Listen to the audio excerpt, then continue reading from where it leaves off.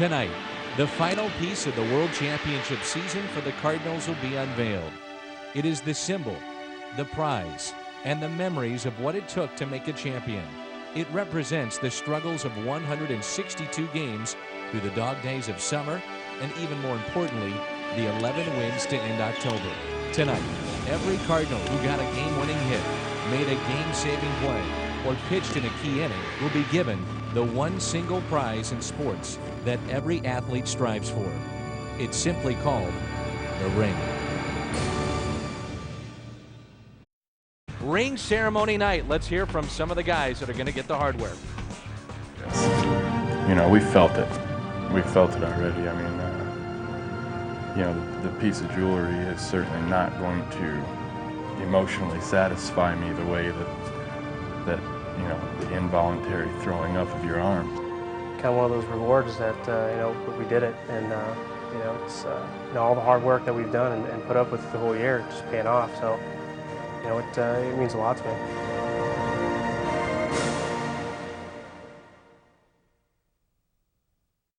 Certainly was an interesting year for the St. Louis Cardinals. 83 wins, then they get into postseason play. Albert Pujols was again terrific. Very well could have been the MVP. Had 49 home runs and 250 now in his career. The man that designed the rings that you'll see tonight that the players will get is Bill DeWitt III. We had a chance to catch up with Billy and ask him about the design of those rings. The idea was we wanted the STL on the top in the rubies. We wanted, you know, St. Louis Cardinals, world champions, also on the top. And then on the sides, we definitely wanted a picture of the new stadium, which you see a lot with championship rings. And obviously that was a big deal for us to be the second team to win the world championship in a new stadium. And then, you know, the arch, we actually did some fireworks, a fireworks detail above the stadium.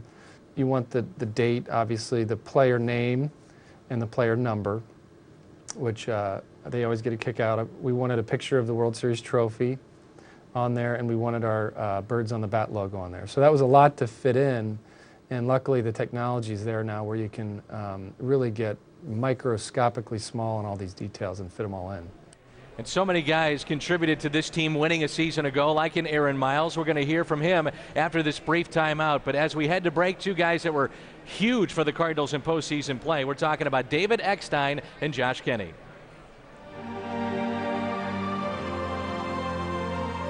The only reason why you play this game or should play this game is to win the ring. And that's what everyone talks about. So when you're having the opportunity to receive it the first time, it just brings everything into the realization that you have done it, you have accomplished this goal. But hopefully there'll be a drive within to say, hey, I want another one. It represents, to me, that club. You know, it'll represent, you know, the years of being in the minor leagues and coming through the system with the Cardinals. You know, I'm proud to say that I've been with one organization thus far, and you know, no matter what happens, I can say I started at the bottom, and at one point we were at the top, and we're trying to do it again now, but that's what that ring will mean to me.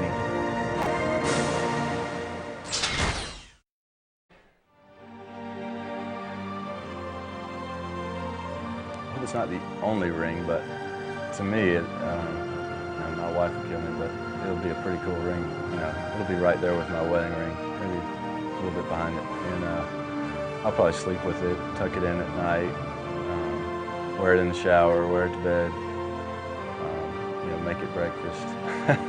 I plan on spending a lot of time with my ring. Getting the ring, I mean, it's a symbol. I mean, it reminds you of all the great times that ended up being the World Championship.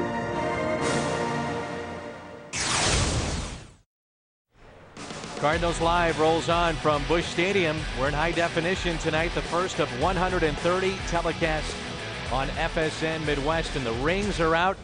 And in just moments, the players will get their rings, and so will many of the members of this Cardinals organization. To get to this point, you had to get to that final out of the World Series. What was it like for the players inside the dugout watching Wainwright work?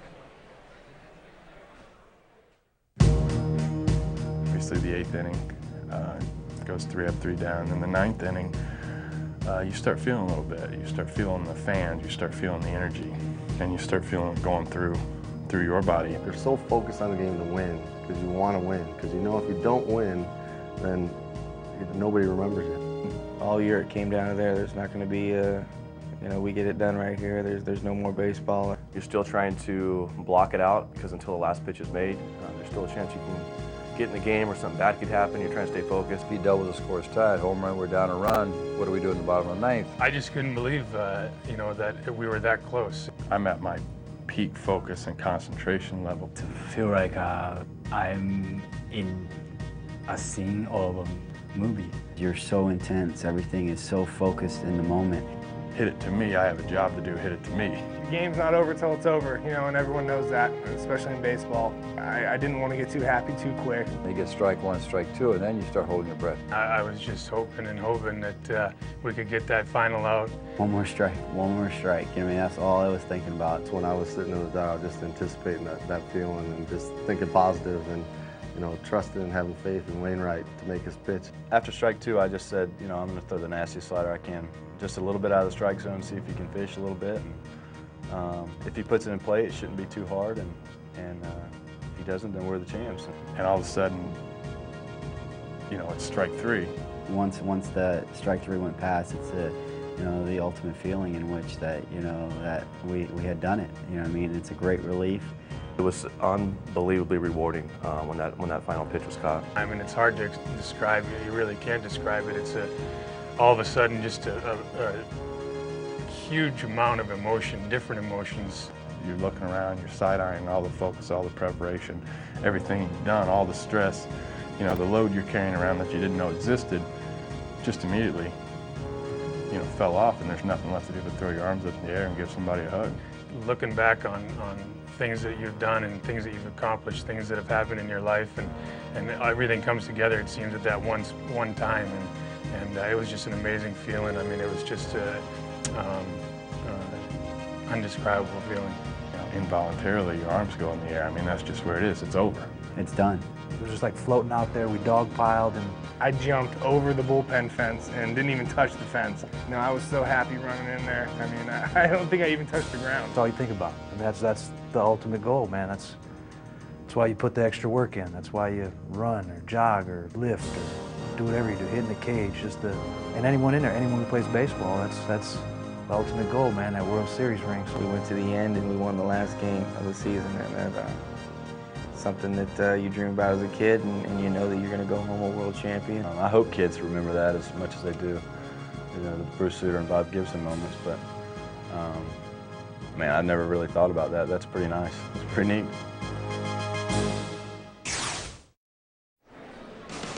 Cardinals Live, presented by Ford, rolls on from Busch Stadium. 2006 marked the 5th consecutive year with a different team for Gary Bennett. So, back-to-back seasons now. He is in St. Louis, and right now he's downstairs with our Jim Hayes. Certainly one of the heroes for the Cardinals last year, Gary Bennett.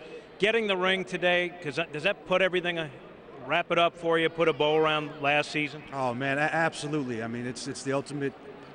It's going to be the ultimate. We get that thing and have a lot of fun looking at it, man. And it's why we go into spring training. It's why we work so hard. It's the ultimate goal, man. On a practical note, you get the ring. It's something you've been striving for your whole professional career.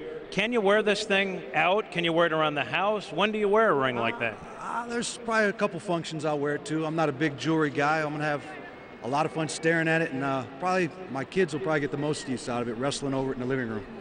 You said you had zero input on the design. Which of your teammates do you think had the biggest input? Probably some of the big boys. I'm going to say Jimmy had some input. I know Spees talked a little bit about it. I'm sure Albert had a little bit to do with it as well. So it looks you nice. like the outcome? Oh, it's beautiful. It does. It looks great. Gary, thanks for the time. Dan, we go back to you. Gary, Jim, thank you very much. The World Championship banner raised on Sunday night. The rings awarded to the players tonight. The first for Jim Edmonds and number 2 for Scott Spiezio. This is all about the organization and not about the individuals. And happy for the city and happy for the organization. And that's basically all I can think about maybe until I see that ring.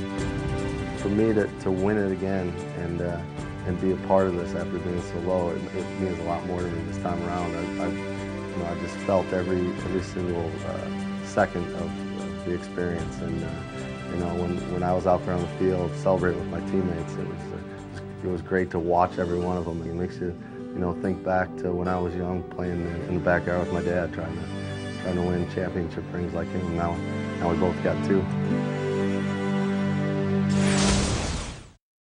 And welcome back to Cardinals Live, presented by Ford. And what a way to start our season on the home of the Cardinals, Fox Sports Net, with the ring ceremony. The master of this ceremony, the voice of the Cardinals, Mike Shannon. Good evening, ladies and gentlemen, and welcome to Busch Stadium for this very special ceremony. Since the evening of October the 27th, 2006, one major thought has been on the minds of Cardinal players and staff: receiving their World Series rings. Well, we're just about to do that. This year's ring, made by Intergold, is 14-karat gold and weighs 71.5 grams. It features 50 round diamonds and larger Princess Art diamonds on the corners. In addition to the diamonds and gold, Cardinal Red is represented by 32 custom-cut rubies, which make up the STL logo in the center. In total, there are 4 total carats of diamonds and rubies on each ring.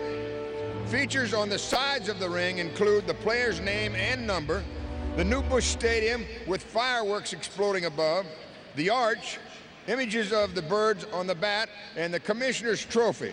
And of course, the words 10th World Championship.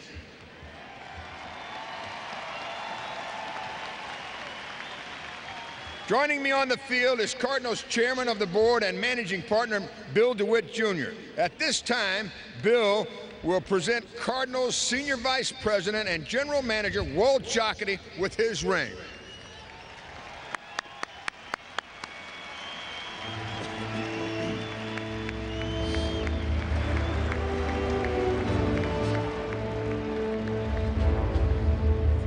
And now, Bill and Walt will present the ring to manager Tony La Russa.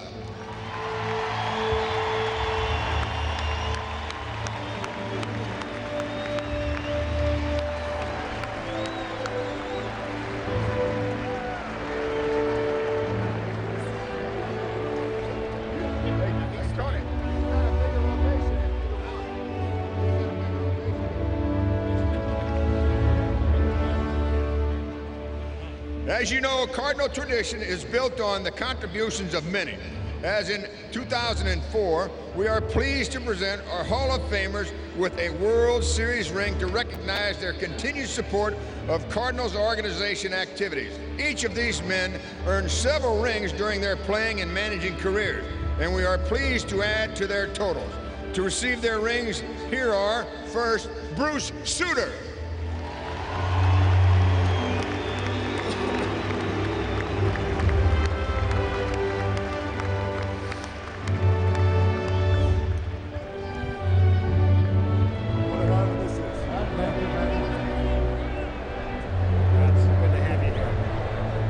Another Hall of Famer, Mr. Lou Brock.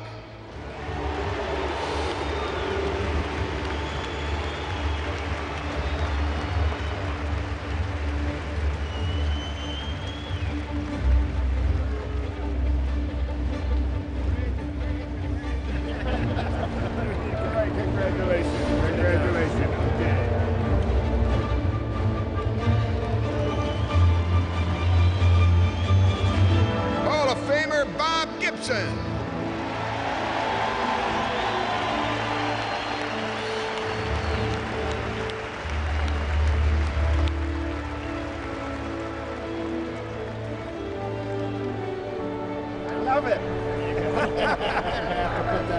Thank you. You want some more, though, right? Huh? You want some more, right? Yeah, next year.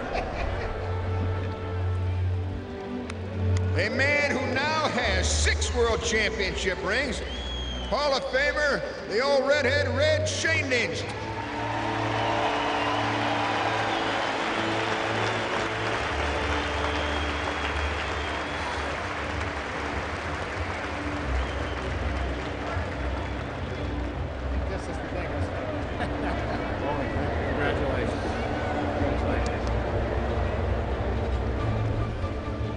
And but certainly not least, the greatest Cardinal of them all, Stan the Man Musial.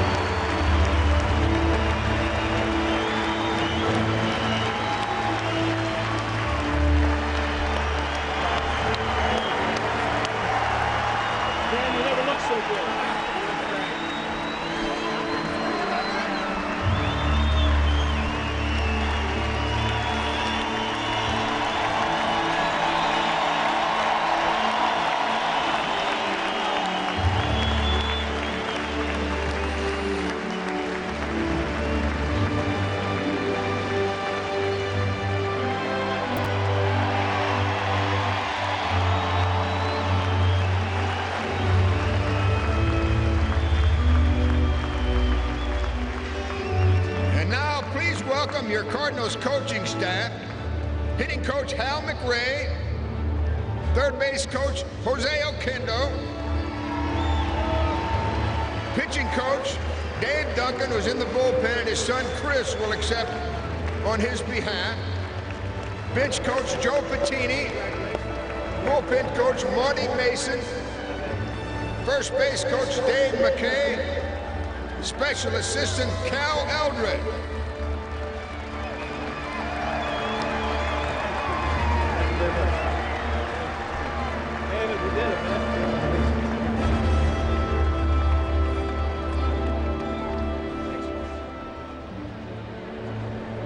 Now we have our Cardinals trainers and clubhouse personnel. Head athletic trainer Barry Weinberg, his assistant athletic trainer Greg Hawk, strength and conditioning coach Pete Prinzi, You know who'd be proud of this though? physical therapist Keith Sanders, our traveling secretary Mr. C.J. Cherry,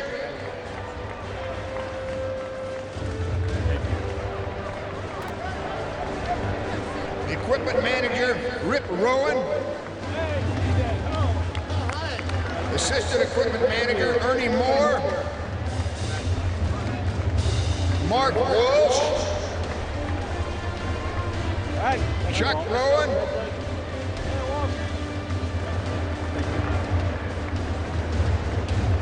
our visiting clubhouse manager Mr. Jerry Risch,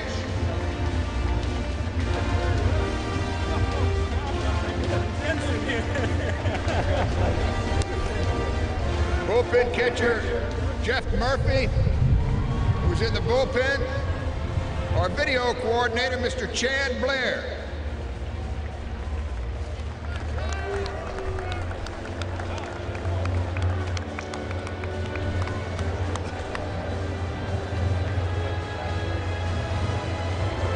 And now to receive their rings, the 2006 World Champion St. Louis Cardinals.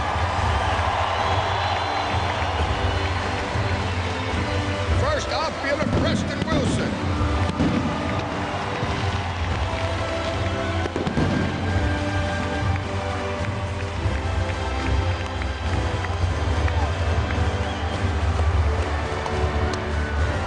Catcher Yanier Molina.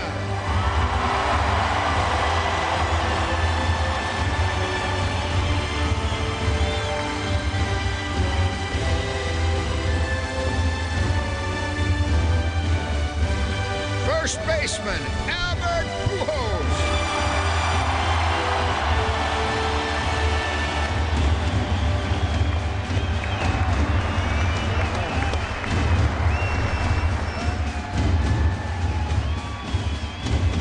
Infielder Aaron Miles.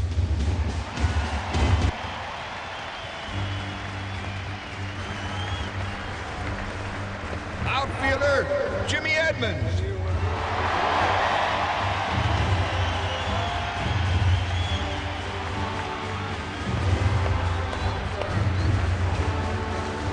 Outfielder Chris Duncan.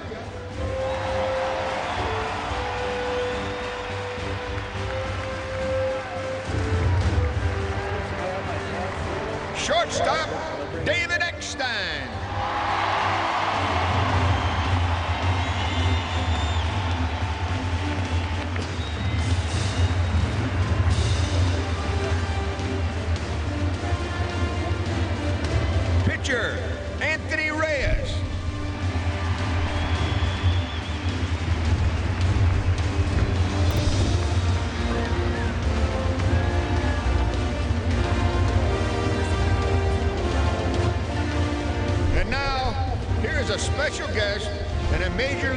baseball historical first.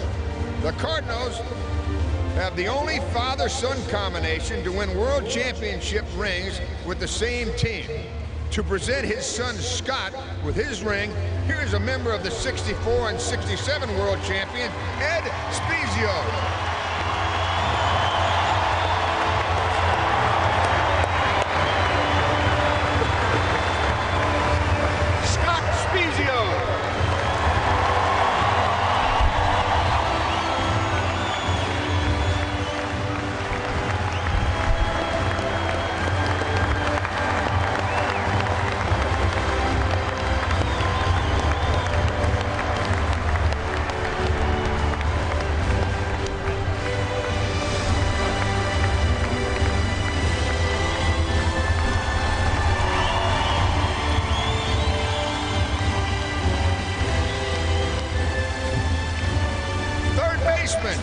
Scott Rowland.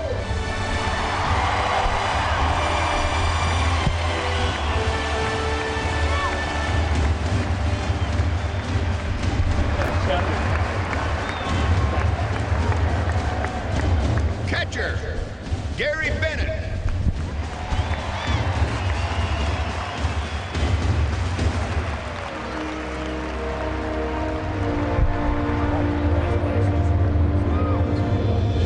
Pitcher, Chris Carpenter.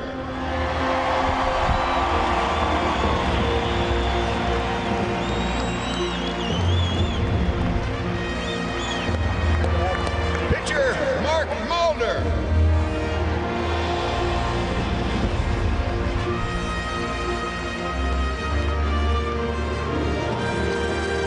Pitcher, Josh Hancock.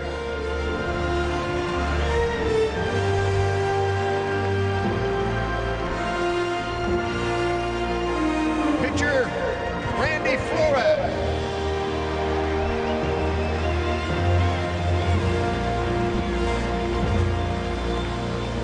Pitcher, Braden Looper.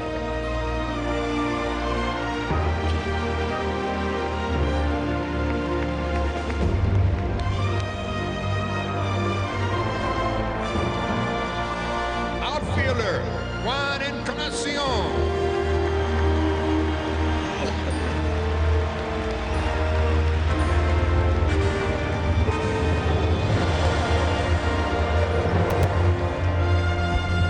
Pitcher, Jason Isringhausen.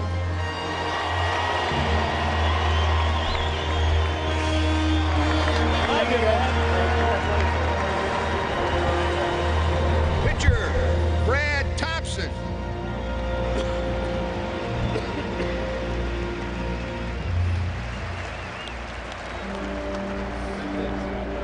Pitcher, Adam Wainwright.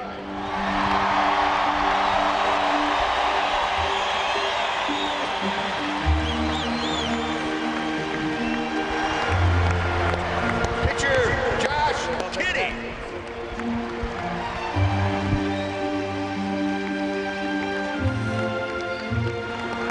Outfielder, John Rodriguez.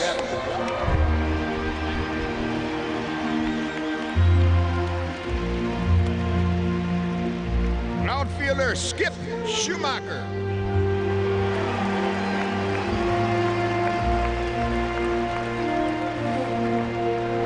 Pitcher, Tyler Johnson.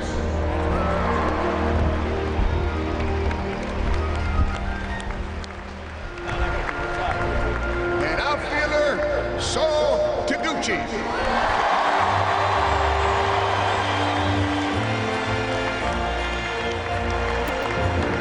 Enjoy your ring, guys. You earned them. Members of the '06 champions no longer with the team will receive their rings at various times this season. Enjoy the game, ladies and gentlemen.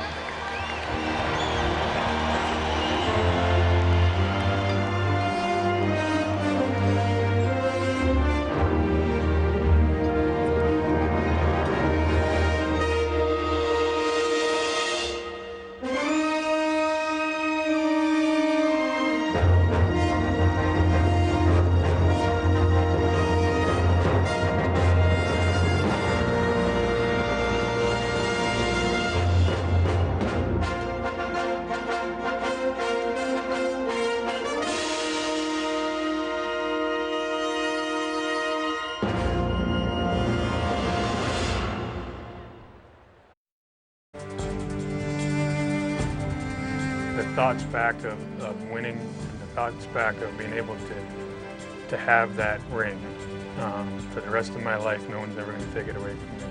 When I'm 60 years old, my son, I can show my son, my daughter, walk around town with it on and say I'm a world champion. But I'd like to have some more. So I mean, the last year was great, and I hope and I know that everybody's going to be prepared to come in this year and try to do it again. I'm very proud of getting the ring because I'm only Japanese to have St. Louis Cardinals World Championship ring. So it's unbelievable. Just me in Japan. Very proud of them. I'm lucky.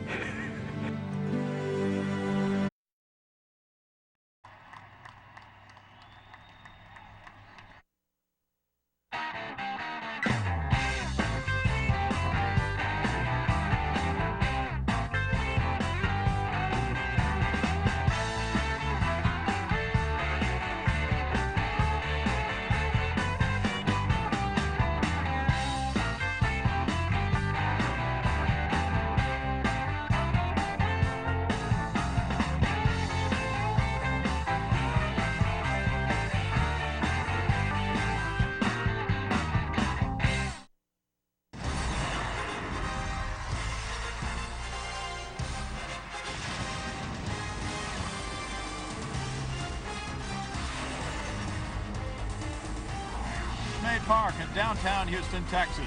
FSN Houston presents the opener of a three-game series between the reigning world champion St. Louis Cardinals and the Houston Astros, who have announced Jeff Bagwell's number 5 will be retired officially on August 26th in this ballpark. A special night right here. The fans have showed up early for the ceremonies honoring Jeff Bagwell tonight, only to find out they will have one more chance to do so when that number 5 is retired officially. Good evening, everybody. Bill Brown and Jim Deshaies along with Greg Lucas. It's already been fun tonight, but now both of these teams try to get in the win column for the first time this year. Yeah, I guess you could call this the something's got to give weekend series in Houston between the Cardinals and the Astros. Both clubs start this weekend 0-3. The Cardinals having been swept by the Mets in St. Louis. The Cardinals getting absolutely nothing going offensively. Were outscored by the Mets 20-2. Well, the Astros, meanwhile, lost 3 close games to the Pittsburgh Pirates. They both sit 0-3 as they try to break into the win column in the division. And this series between these two over the years has been something to behold, fiercely competitive. Albert Pujols, since he's been a Cardinal, a major part of any game strategy for his opposing pitcher. Yeah, he's public enemy number 1 in Houston now. His batting average at Minute Maid Park, the home runs he's hit, and the RBIs the most of any visiting player. And of course, the big dramatic playoff home runs. He is perhaps the best player in all of baseball. Cardinals have retooled their starting rotation, and the Astros starter tonight, Wandy Rodriguez, takes the mound for the first time in 2007, looking to try to quiet the bats of the Redbirds the way the Mets pitchers did. Well, you know, Wandy really struggled at the end of last year. He was so-so in spring training, but he got off to a great start last season. He was 4-0 in April. The club won his first 5 starts, so maybe he can have a similar start in 2007 and keep it rolling. Coming up from Minute Maid Park, the Astros and the Redbirds meet for the first time in 2007. Baseball is next.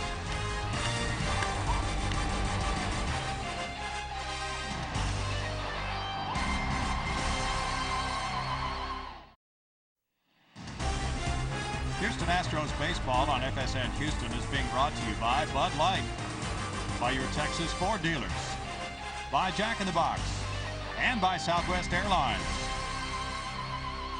It's cooler, several degrees cooler than it was earlier in the week, and even cooler weather is on the way. Perhaps rain tomorrow. Forecast for Sunday morning, maybe 39 degrees when you wake up if you're in this area. Meanwhile, a beautiful night for baseball right here, very comfortable. And it's 69 degrees. That's some 10 degrees cooler than the opening night temperature for first pitch, 41% humidity. Winds from the northwest at 14. Starting lineup for the Redbirds is brought to you by Southwest Airlines. David Eckstein, the shortstop, leads off. Chris Duncan's in left field with Albert Pujols at first base. Scott Rowland, the cleanup man, is the third baseman. Former Astro Preston Wilson bats 5th in right field with Yadier Molina, the catcher, in the 6th spot. The center fielder is So Taguchi. Adam Kennedy returns to the Redbirds. He's at second base, and it's Adam Wainwright doing the pitching. Rico scouting report gives you more on the Astros starting pitcher, Wandy Rodriguez. It's been a while for Wandy Rodriguez in terms of the win column. His last win came July 2nd of last year at Texas. Of course, got moved out of the rotation late in the year. Phil Garner's constantly said Wandy needs to pound the bottom of the strike zone to be effective. We'll see if he's able to do that here tonight. And at times in his career so far, he's had problems with damage control. Little innings turning into big innings on him. We'll see how he manages that here in 2007. He has not beaten the Cardinals in his career. 0-3 against them. And here is David Eckstein. Eckstein puts it in the air, and the first pitch goes out of play for strike one. Eckstein, a very good leadoff man in terms of making the pitcher work hard. He can foul off a lot of pitches. He's tough to finish off, 32 years old. And he has been the World Series winning shortstop with teams in both leagues. First man to do that. The Angels in 2002 and then the Redbirds. The one hopper takes care of the first out.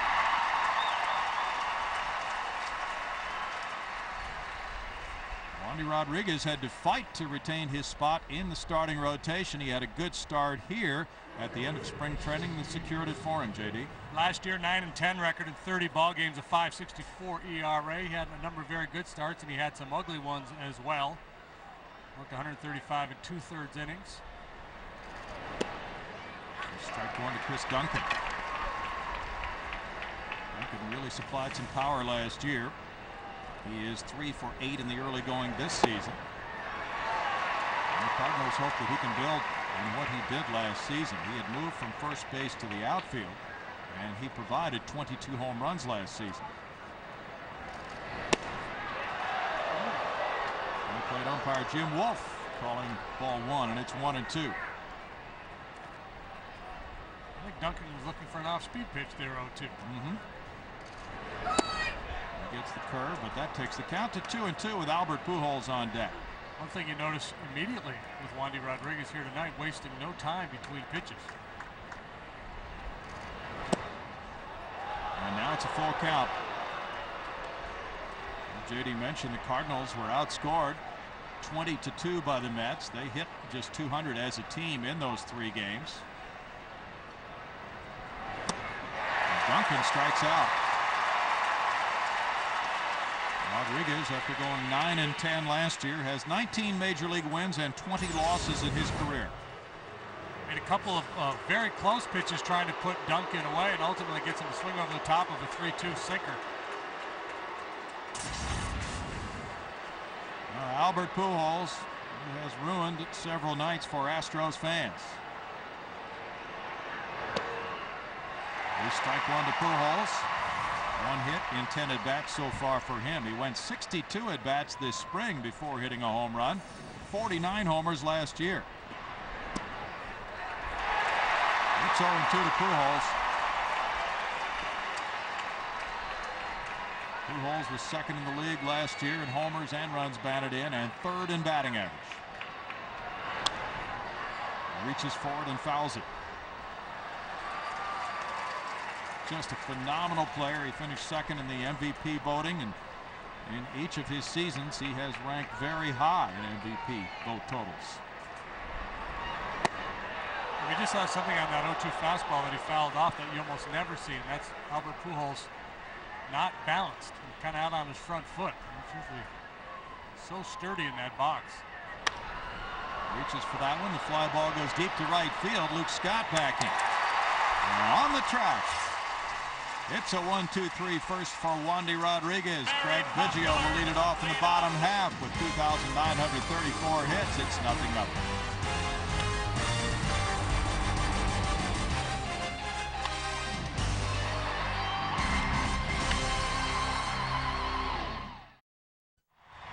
St. Louis went down 1-2-3 at the top of the first. Now a big 6-8. Adam Wainwright takes over on the mound. He was the closer, as you recall, in the World Series and the playoffs for the Redbirds. Now his first major league start begins with a fastball, and it's strike one. Craig Biggio hit his first homer of the season in the 9th inning Wednesday off Solomon Torres. He has 4 hits and 13 at-bats for a .308 average. And that one goes out of play, and folks who run the scoreboard are having some fun with Craig Biggio. We'll get to that in a moment as it's Biggio leading off, followed by Mike Lamb at third, Lance Berkman at first, Carlos Lee in left, Luke Scott in right, Chris Burke in center, Adam Everett at shortstop, Brad Ausmus the catcher for Wandy Rodriguez.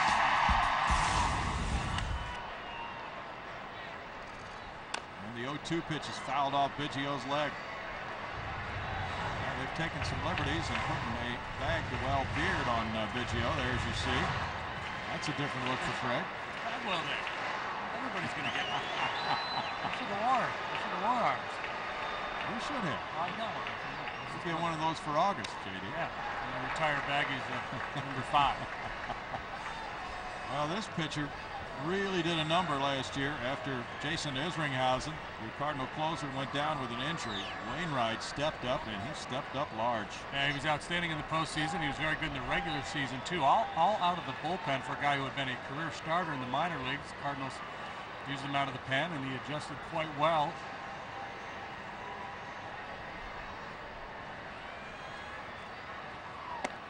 There's the big curveball, and Carlos Beltran was caught looking with the bases loaded for the final out of the League Championship Series. That one didn't break quite as much as the one to Beltran.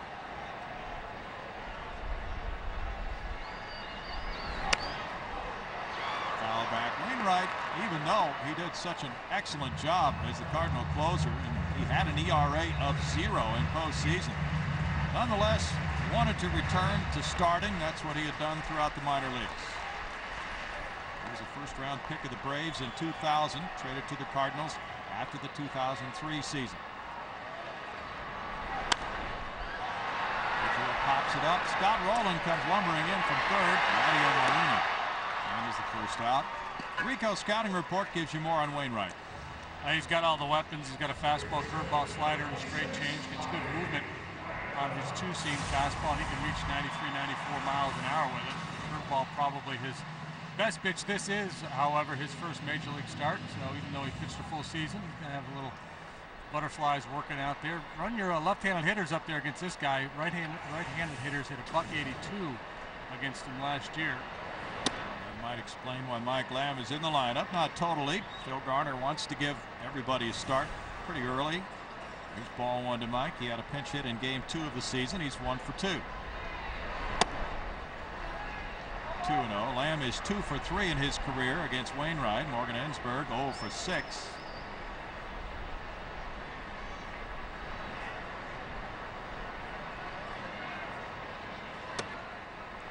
It's 3 balls, no strikes. Really an unusual tactic by a World Series winner to make so many changes in the starting rotation, with 3 new starters in that 5-man rotation since last year.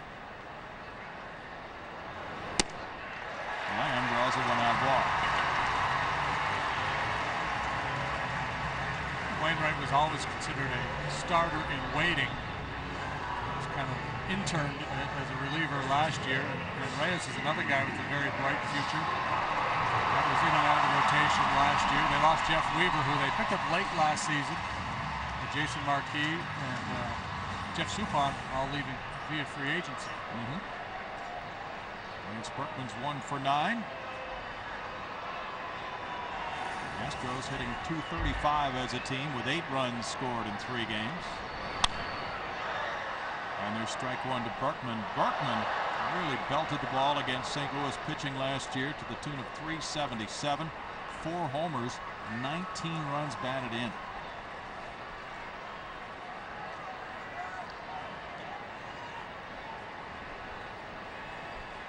Infield shifted around. Scott Rowland far off the third base line. Eckstein up the middle.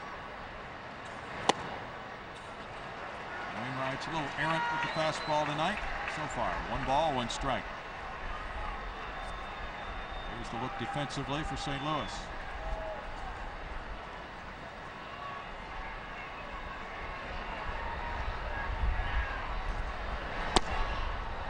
Takes another one, and the count runs to 2-1. In that trade, it was Wainwright, Ray King, and Jason Marquis coming from Atlanta to St. Louis for J.D. Drew and Eli Marrero.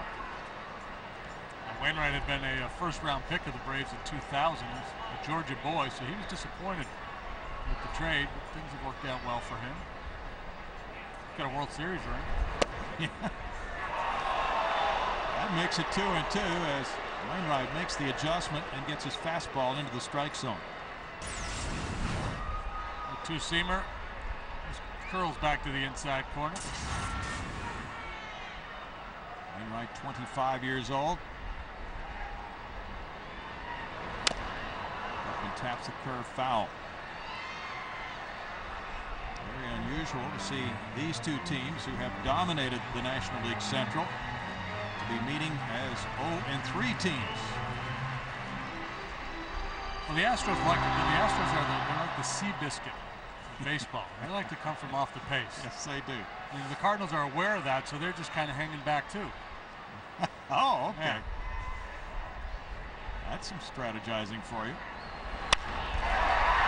Diving play by the second baseman, and wow, what an effort by Kennedy to get the force on Lamb.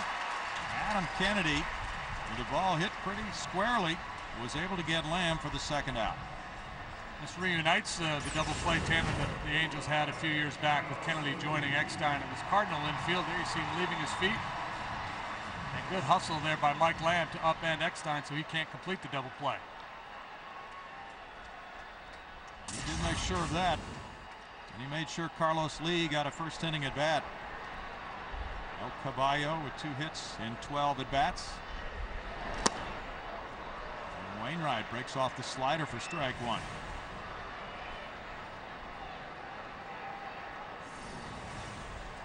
He had a very solid spring training. Los Caballitos ready to ride with the stick horses at a home run alley.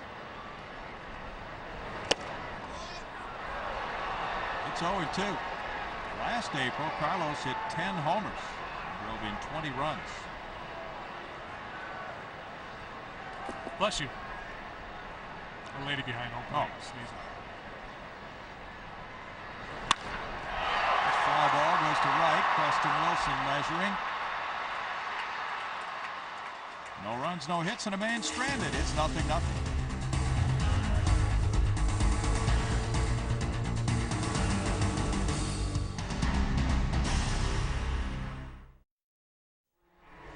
It's 0-0 after 1. Coming up later on the Dodge Texas Truck Stop, we'll hear what Phil Garner thinks are the greatest Astros. Stay tuned for that.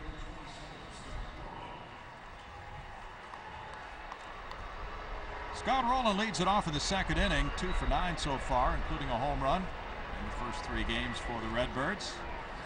Rowland had another excellent year last year, driving in 95 runs. And Wandy Rodriguez spins one up for strike 1. Got company, Brownie. We've got Mr. Jeff Bagwell. Congratulations on your evening, Jeff. Thank you, buddy. Appreciate it. And it was good to hear we're going to have another evening for you, too. Was that a surprise to you? Well, I kind of heard about it, but it's another evening for me to be tremendously nervous. Much more than playing the game? Oh, it's unbelievable. This is the first time ever I've been on the field on a microphone, and the separation from when you talk and actually hear it, I was freaking out. Yeah. I sounded like illiterate. I was like, because I'm like, what am I saying? You were fine. Okay. And you're all set for August 26th now. For sure. Now, after all the things you've done in your career, and then a night like that, do you feel like your life is over now? No, as you saw, I have 2 young girls down there on the field. My life has just begun. But it's been a heck of a ride, as I said, and I'm proud, as I said, to be a Houston Astro and to have these days. This is very humbling. Good thing. Yep. Scott Rowland with a deep drive. Carlos Lee back. The wing's not working in favor of the hitter so far, and it's out number 1. Well, you're in your new role now. You've been in it for a while. You came to the special camp before spring training. Got to work with a lot of the young players here and at spring training. How are you enjoying the role? I enjoy it very much so. I love working with the kids. The minor league guys are great. The young kids, they actually listen and think that you might actually know something. So it's a pleasure when they kind of look at you like, wow, you went through that too? And, so that's the good thing, and I do enjoy that. It's tough coming to these games just because you can't do anything. You just sit here and you watch and you feel for the guys, and you know, as a player, when you're down there in the dugout or you're actually on the field, you're like, okay, it's just another one of these games and we're going to get through this. But when you're up here, it's just you're rooting so hard. I was devastated after at least the first loss. I was like, oh my God, I didn't expect this, but you know, we're going to get this thing straightened out. A helpless feeling, isn't it? It is very helpless. So you get a sense of what a manager goes through, you know, because as a player, you know, you're invested in the game to a certain degree, but a manager, you know, you win or lose every single day. I imagine that's on your role now. You're going to get a little feel for that. It is. The only good thing is you can put on hit and runs and things like that as a manager, or take the pitcher out and things like that. I can't do anything from over here in the corner. I mean, you don't have a direct line down to Gar yet. I see it. I see it there. I haven't dialed it yet though. Let's talk about the difference in perspective sitting up here where the game looks so very easy. Yeah, it does. But there's still a point where I'm watching the monitor going, I couldn't hit that either. So I have removed myself from the game, and I promised the players down there that I wouldn't bad talk them.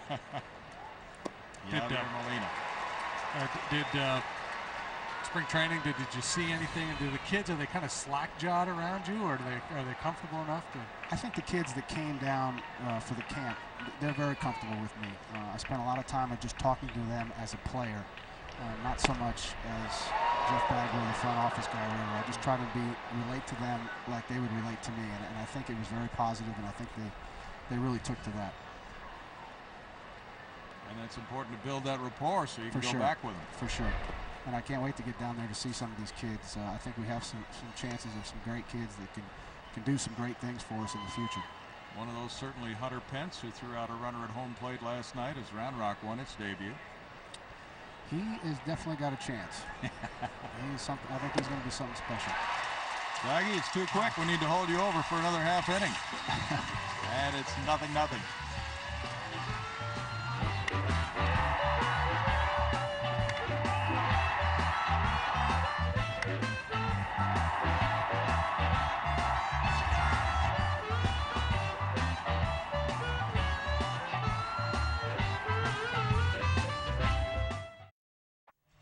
Beautiful night here in Houston. Jeff Bagwell night, and it's 0-0 as we go to the bottom of the second. And look at that beard on Luke Scott. Yeah, we're enjoying this as each Astro hitter comes to the plate. He is portrayed with the Bagwell beard. Was that from 2 years ago that you grew the long 2000. One? 2000. Yeah. Oh, how the years go by. Yes, they do. So that beard didn't have real good karma. No, it didn't. It had to go. I started out 2 for 30. No, 2 for 20. So I took it off. Matter of fact, it was against the Cardinals. I came out and McGuire was like, oh my God, I wanted to see that so bad. How'd you cut that thing off?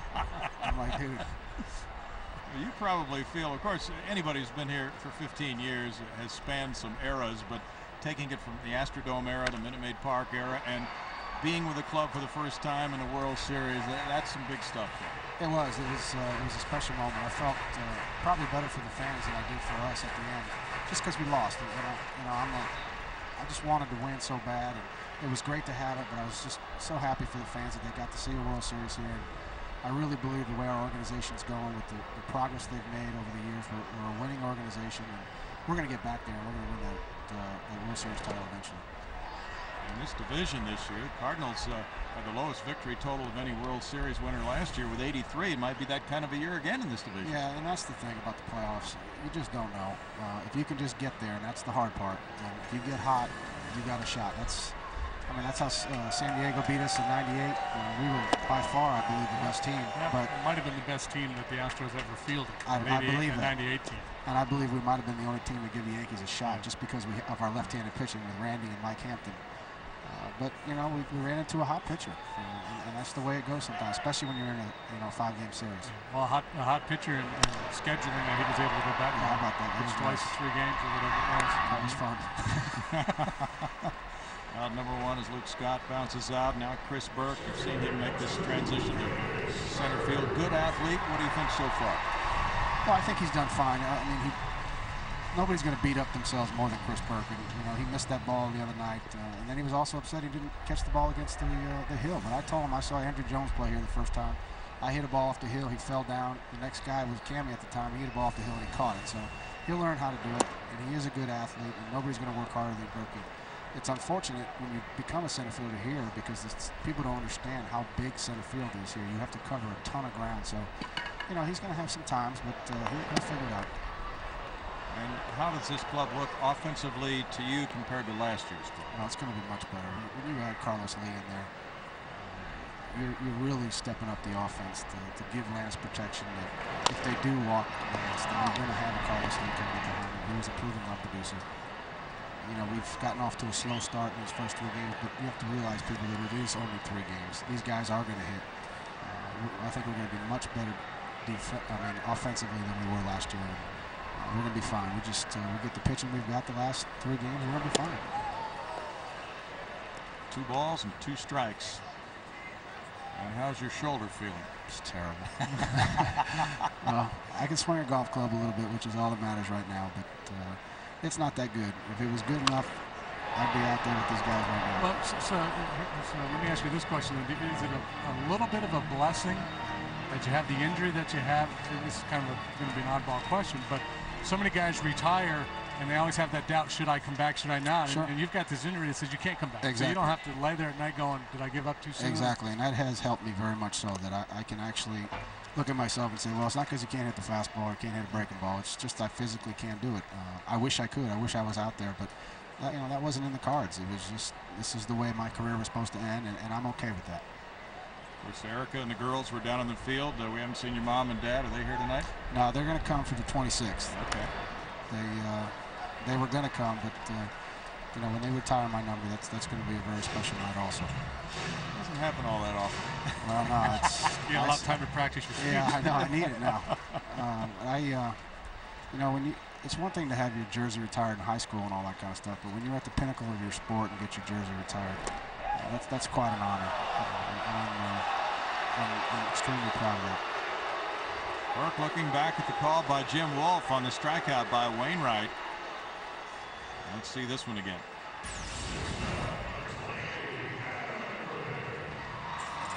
It's a call, Baggy. Well, ring him up. I think I ring him up, but the problem is, what I would like is that he get help. If he get help, he might not ring it up. But you know, we get the advantage of replay. Adam Everett, the batter now. There's a pair of doubles in the early going.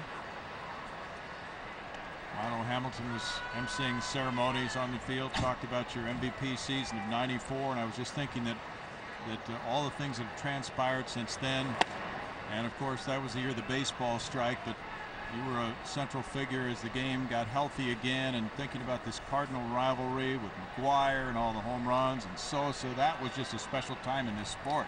It really was. To have that season in '98 that they had, and to get the game back was very magical. You've been a big part of it for many Astros fans. Thanks for joining us, Baggy. Thanks, guys. Thanks for having me. I appreciate it, buddy. All the best to you. All right, I'll see you soon.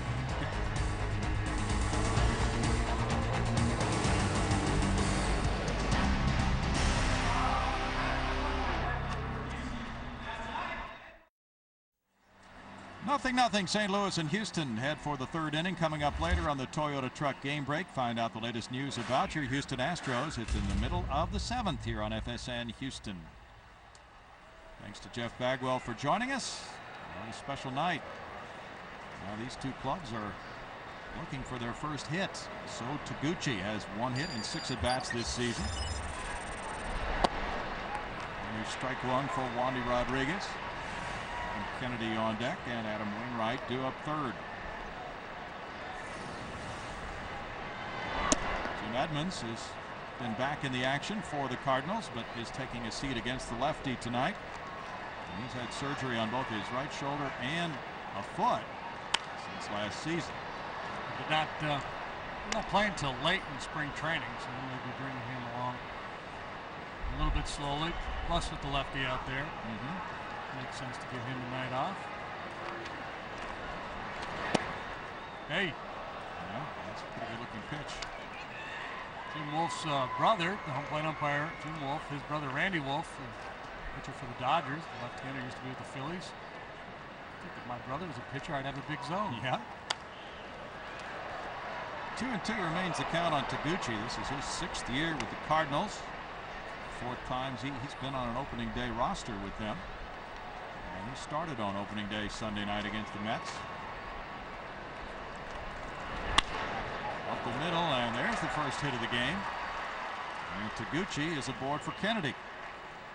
Greg Lucas. Hey, don't forget the first 30,000 fans in attendance for the 6:05 Astros-Cardinals game tomorrow evening receive the 2007 Astros wall calendar, compliments of Minute Maid, Houston's hometown juice brand. This year's calendar includes Astros stars Lance Berkman, Craig Biggio, Carlos Lee, and more. Tickets still available, but going fast. The number to call is 1-877-9-ASTROS, or you can log on to Astros.com and purchase your tickets tonight. Adam Kennedy has 1 hit in 7 at-bats. Double play depth for the Astros infielders. And there's strike one. A good location for Wandy Rodriguez on Kennedy. And Ausmus out to the mound. Might be a, hey, make sure you stop when you get called for a balk here conversation. Maybe a little bit more than that. If you can stay out there and chat for a while. Tell you what, I like the way Wandy's going about it here tonight. Very aggressive, throwing a lot of first pitch strikes, keeping the ball down. Good pace. 34 pitches, 23 of them for strikes so far.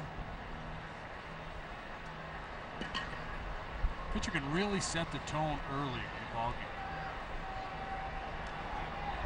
Throw a lot of early strikes, and then later in the game, second time around the order, you don't have to throw as many. Hitters get a little anxious. They think they're going to be in the zone. They come up there in the mindset of letting that bat go, and then you can take advantage of it by working off the edges.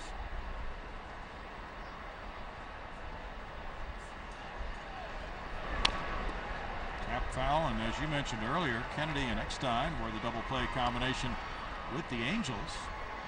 And they won a World Series there in 2002, so now as they reunite here, Kennedy takes over for Ronnie Belliard, who was the second baseman at the end of the year for the Cardinals. Up and into him. 1 ball, 2 strikes. And Kennedy, a similar player to Eckstein. Not a real big guy, doesn't have a lot of power, but kind of a smart player. Gives you everything he's got. A little chin music.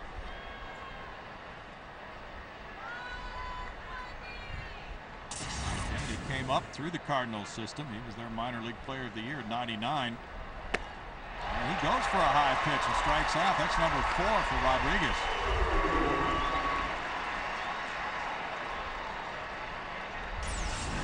Just learned something about Adam Kennedy. Got a little bit of an uppercut swing, and with an uppercut swing, you pretty much have no chance to get a fastball up there. You see guys with that kind of tomahawk. You see Biggio get on top of some high fastballs sometimes. Guys that really use that, throw that top hand, but you get an uppercut swing, you got no chance against that pitch. And Wainwright around to bunt. Wainwright was a reliever last year and made 61 appearances. Hasn't had many at bats, but he is 3 for 6 with a homer. Not Button. Heck of an athlete. He was an all-state kicker and wide receiver in high school as well as a baseball player. With that 6'8" frame, you can imagine some serious hang time on his kicks. Probably a pretty good hoopster too. Isaiah Kendo has the signs. Wainwright has been seeking some guidance as he's moved back into starting from Chris Carpenter and Dave Duncan. Drives it to center field. A long run for Chris Burke. Twisting, the wind takes it deeper, and it bounces high and stays in play. So Taguchi around third, and he will score to make it 1-0 on a long run-producing double by Wainwright. That was a bolt.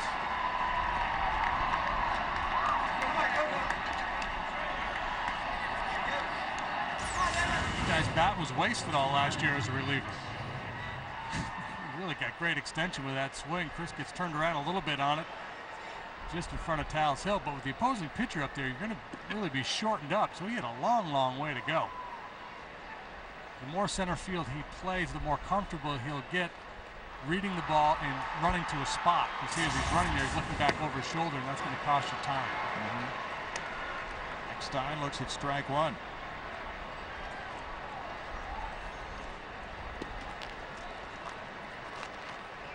Duncan on deck, 1-0 Redbirds. 0-2. The Cardinals were 1 for 15 with men in scoring position in their first 3 games.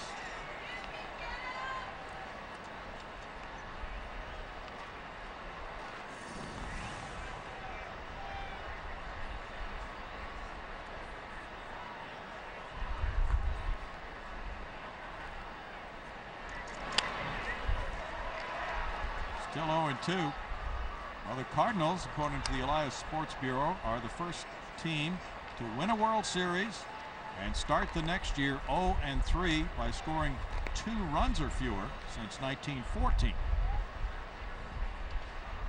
Last defending world champions to start 0-3 period, 1984 Baltimore Orioles. They were 0-4. And the 2001 Redbirds were the last Cardinal club to start 0-3, and they finished with 93 wins that year. And tied for the division with the Astros. Jack in the Box standings show you the teams to start 0-3 and make the playoffs. Cardinals, Reds, Indians, Yankees, D-backs, and Braves.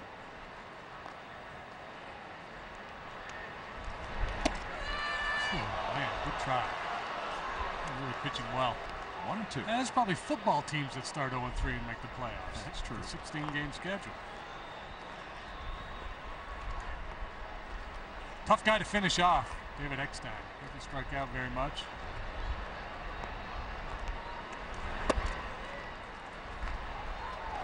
It's 2 balls, 2 strikes. Very hard worker. Eckstein just will not be turned away. He was a walk-on at the University of Florida. Very persistent, and he's reached the top level. World Series MVP. To right center field, Luke Scott with the range grab. Wainwright tagging and going to third. 2 outs. Eckstein making contact with 2 strikes. Moves the runner, and Chris Duncan comes up. Fairly typical in the early season here for the ball to really carry well to left field. There doesn't appear to be a whole lot of breeze, at least by what we see with the flags out there, but the ball seems to be carrying pretty well to right. Osmus out for a word with his battery mate, with Albert Pujols on deck. Chris Duncan just 26 years old. No future at first base with Pujols there, so he made the move to the outfield, and the way he hit last year would appear to be in store for much more playing time. Duncan looks at ball 1. And the fact that he's in there against a left-handed pitcher tells you that they're counting on him to be an everyday type player. Did not do very well against lefties last year, hit less than 200.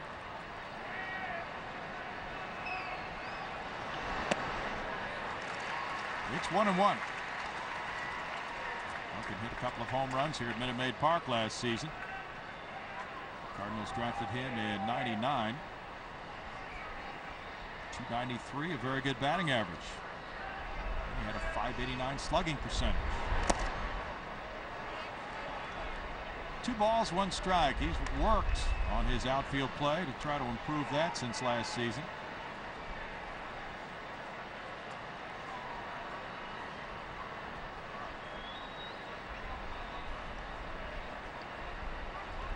Coach Dave Duncan, his father, one of the very best at what he does. High drive to right center field. Fans beyond the bullpen get a souvenir on a 2-run homer by Duncan, and the Cardinals lead grows to 3-0. Duncan hit it about 5 rows beyond the bullpen of the Astros. Fans throw it back onto the field, but the Redbirds lead by 3 now. Duncan's first of the season. Lonnie's done a very nice job so far tonight of keeping the ball out in the middle of the plate, but this time right down Broadway. Of course, with Albert Pujols waiting on deck, 2-1 count, probably had to be aggressive. Strike 1 to Pujols. That went on a long ride by Mr. Duncan. Curveball tapped. Not laying in. Throws out Pujols. The Redbirds get 3 runs on 3 hits. They lead it 3-0.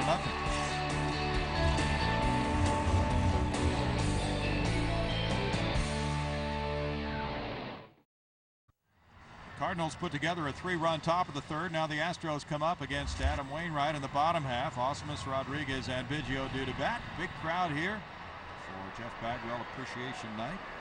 They get the poster and the figurine of Jeff Bagwell.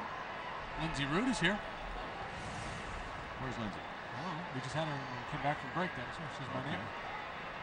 At Osmus, 1 for 6. Lead it off. Now he looks pretty good in that Bagwell beard. Here's strike one. The coloring is just right on Brad.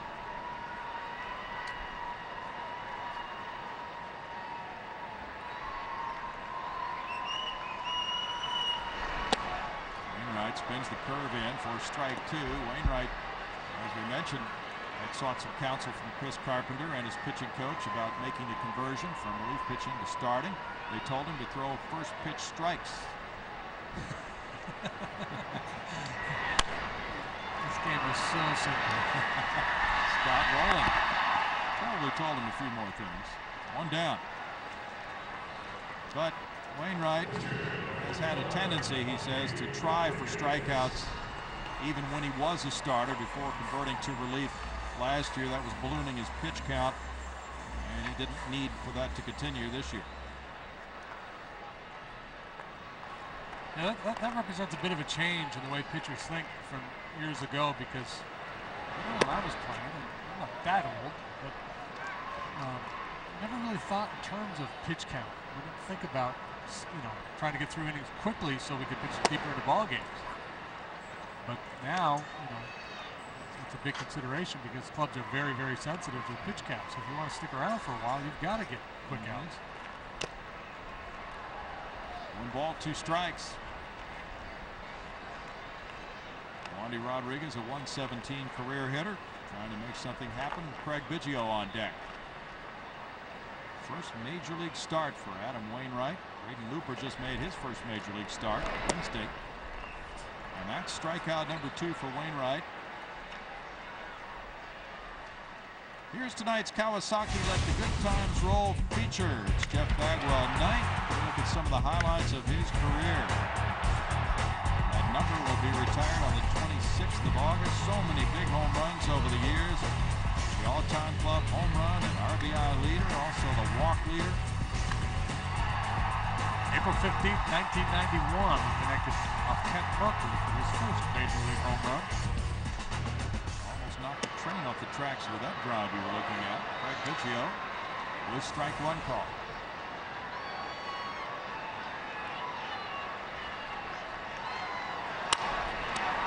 Wainwright with a good quick glove makes it a 1-2-3 third. And after 3, it's 3-0 Redbirds.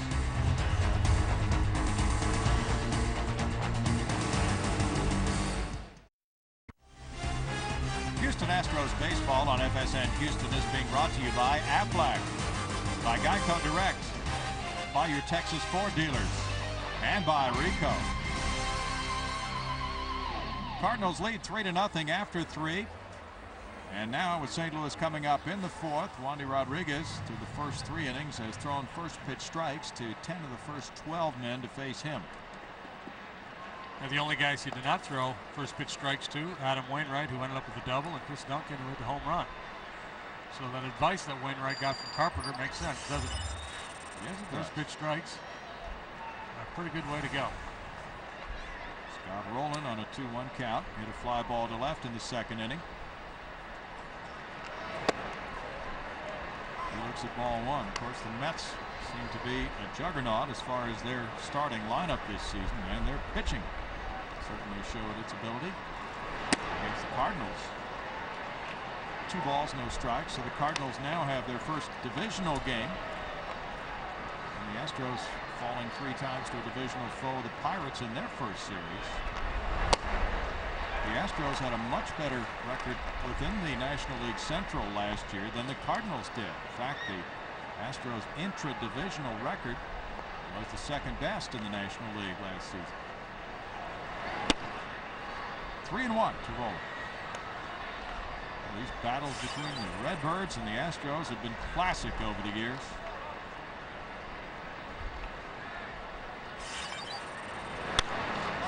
Just outstanding top-notch baseball. Osmus back, the wind whirling, and he has it. Nice to get rolling on a 3-1 pitch on a ball that stays in play. Yeah, he had a 2-0 fastball right there that he was laid on, and then popped up this 3-1 pitch.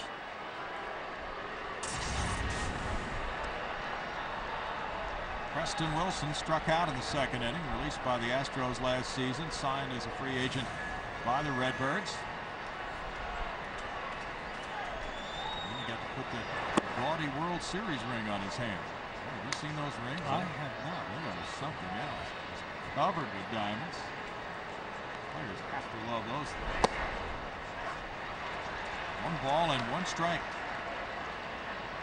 Wilson wound up driving in 72 runs last season. He's 32 this year. 2 balls and a strike.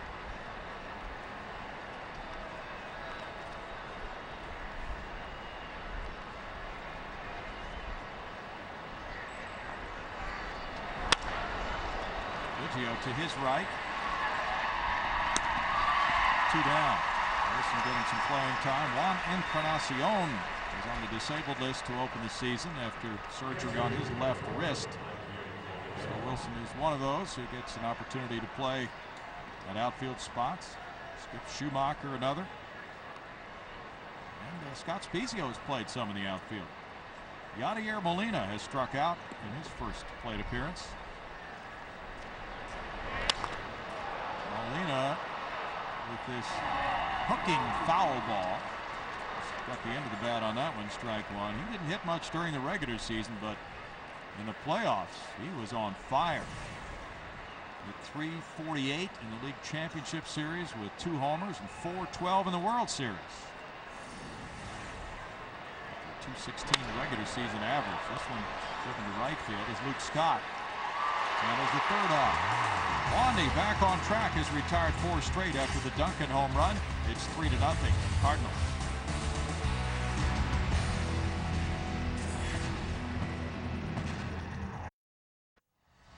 Beautiful scene, Minute Maid Park on a gorgeous night. Now Aflac trivia time, and the Duck comes in with this. Jeff Bagwell won the NL MVP unanimously in 1994. What other NL MVPs have won the award unanimously?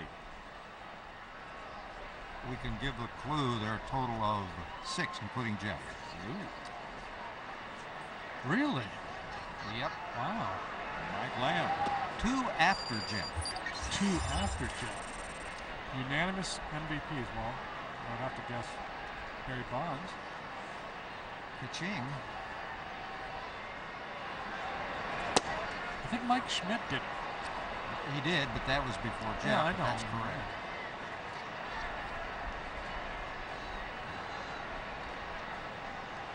I can't say Barry Bonds twice, can I? If you said it twice, you'd be wrong. Okay.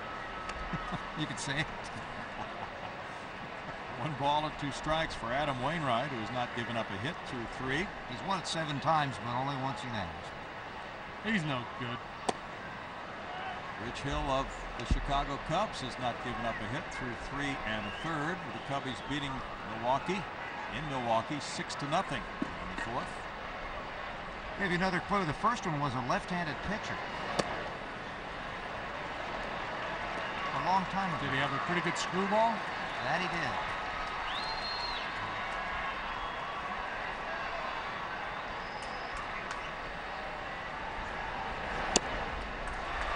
Mike Lamb draws a base on ball. It was such a good screwball that when he stood at attention, his palm was facing outward.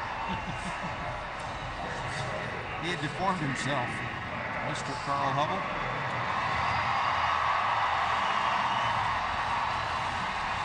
Lance Berkman hit the ball well on the ground. Adam Kennedy making a diving play to his right to force Mike Lamb back in the first inning.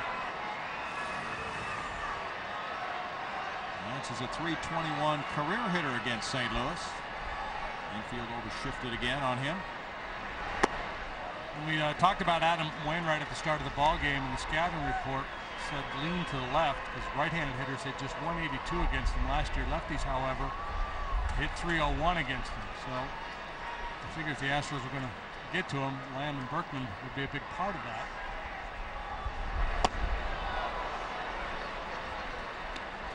One as Wainwright works in a changeup.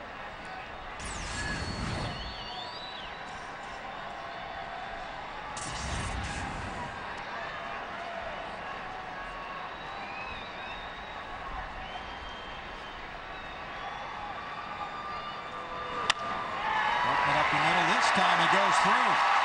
And Lamb goes first to third on a single for the Astros' first hit. First and third for Carlos Lee with nobody out. That was interesting because instead of cheating at second base to set up the double play, Kennedy stayed in the pole position, and if he cheated, he'd have made that play. Yeah, if he's playing regular double play depth, that's an easy double play.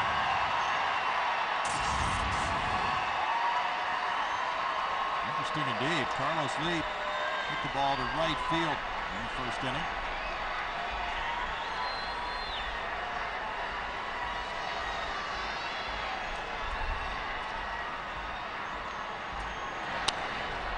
He fouls that, strike one.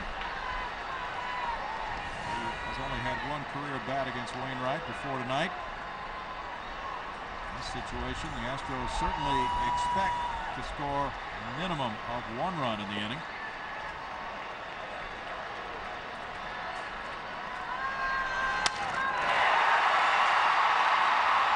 Taguchi, both runners tagging. The throw goes into second, and it's 3-1 as Lee picks up the RBI, his first as an Astro.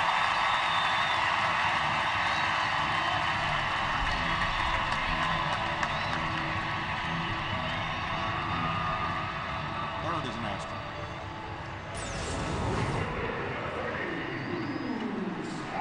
Look at the catch and the tag. Lee just looking for something he could get airborne. Gets the job done. 3 runs batted in on the season for Lee, and now it's Luke Scott.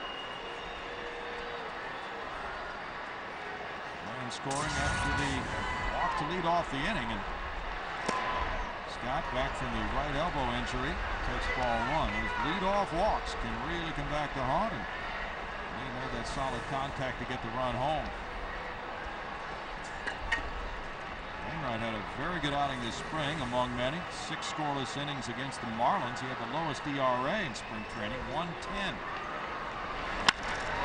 Smash! Bad hop into right field.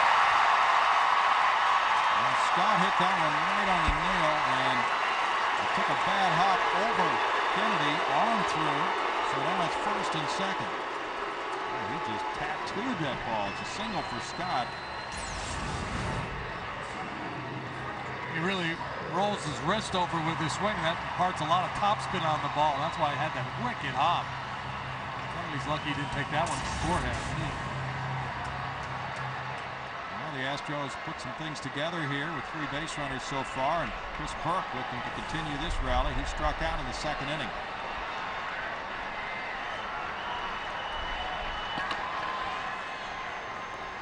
Adam Wainwright on deck. The Astros have had the lead in all 3 of their losses. Trying to win this one in come from behind fashion.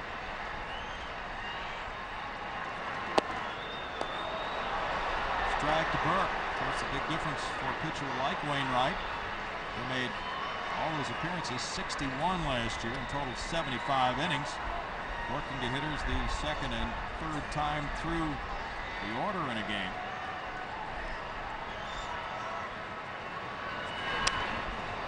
Had all the additional conditioning work that starters have compared to relievers. Preparation time for each start. Bench coach Joe Patini was saying tonight before the game that he thinks one thing that really is an asset for Dave Duncan, one of the fine pitching coaches, is the preparation he gives each starting pitcher. I spent part of the spring training with the A's way back in 1992 when Bruce and Dave Duncan were there. It was unlike any other club I've been with. They did a lot. They had pre-workout meetings with the pitchers. They talked about the previous game and the pitch selection. Dunk did. Tony wasn't involved in those. I'm not sure exactly what program they've got going now, but that is the reputation. Very prepared, meticulous. Strike 3 called. Caught looking. Third strikeout for Wainwright.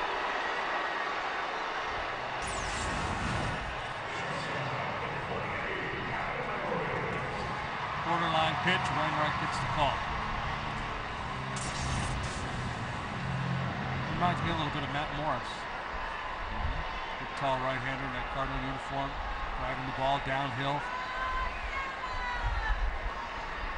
Everett grounded back to Wainwright. Got that good hook like Morris, too. Yes, he does. Morris is what, about 6'5"? Wainwright has 3 more inches at 6'8". It's an opposing figure, and he can put that downward tilt on the ball. Check swing back to Wainwright. And he's out of trouble with the Astros getting a run on 2 hits and stranding 2 to make it 3-1 Cardinals after 4.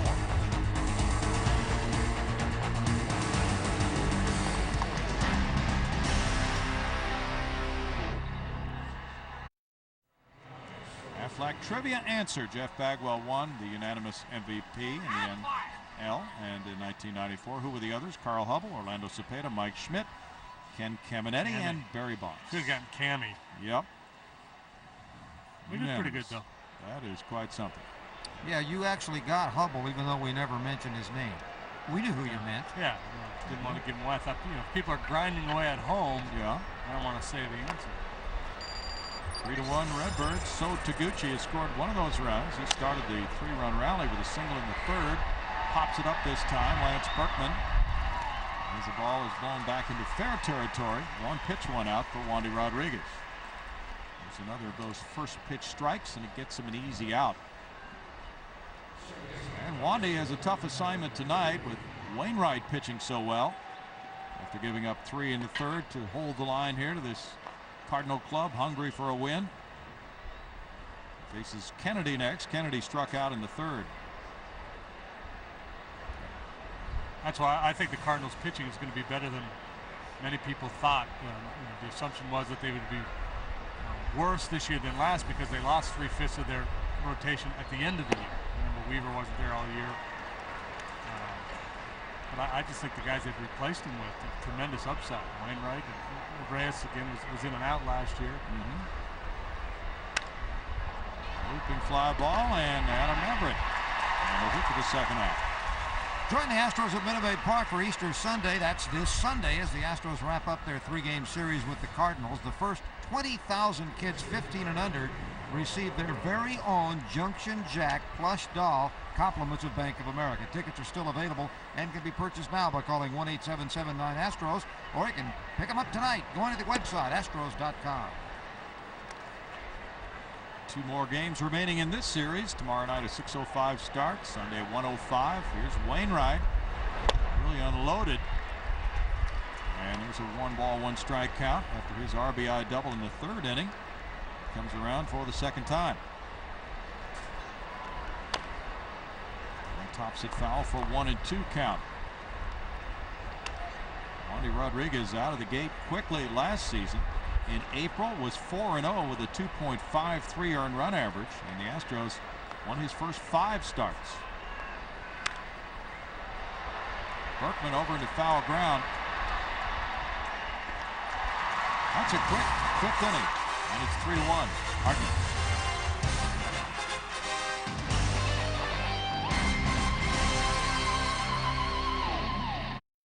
St. Louis 3 and Houston 1. Time for a look now at tonight's Texas Ford Dealers League leaders. Checking out the all-time Astro home run leaders in Houston. Jeff Bagwell hit 234 in this city. 126 of them came in the Dome. Craig Biggio second. Then it's Lance Berkman, Jimmy Wynn, and Glenn Davis.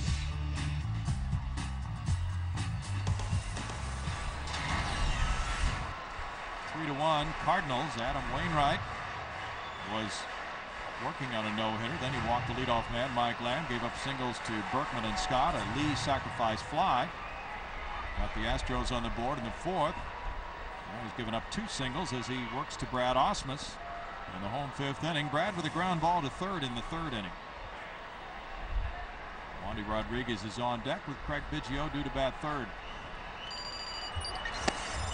And up and in for ball 1.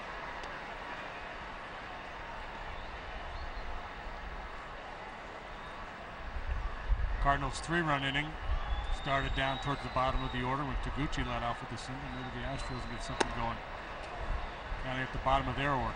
2-0. A little chilly. Wind is picking up. Seems to be kind of swirling right now. chillier weather is coming. There's a high strike call, and it's 2 balls, 1 strike.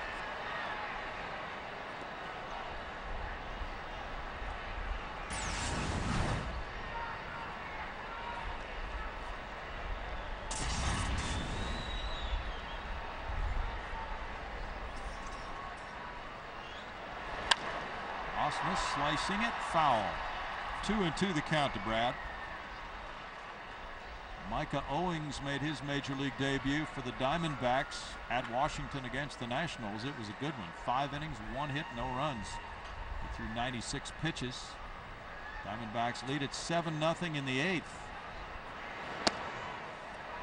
It's 3-2. Arizona has a lot of outstanding young talent, including rookie center fielder Chris Young, who hit his first home run tonight, a 3-run shot.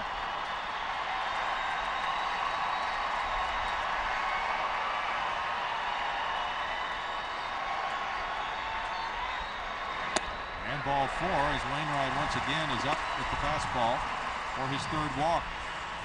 They've all come, well, no, Mike Lamb's came with 1 out, but then his 2nd walk came leading off the inning. Now another walk leading off an inning. Wandy Rodriguez will have a chance to bunt Osmus over.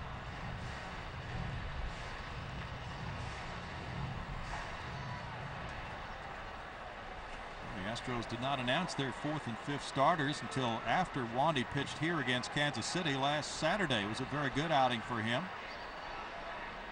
He got number 4, Chris Sampson number 5. Rowland throws to second and gets the force. No double play. Scott Rowland, who's won several Gold Gloves, showed why with that running play. Didn't really have to stop to set his feet. He was basically a shortstop playing 3rd base. And you see him coming as the pitch is delivered. He jumped on that ball in a hurry, and that's why you prefer to get that bunt down the first base line, keep it away from Rowland.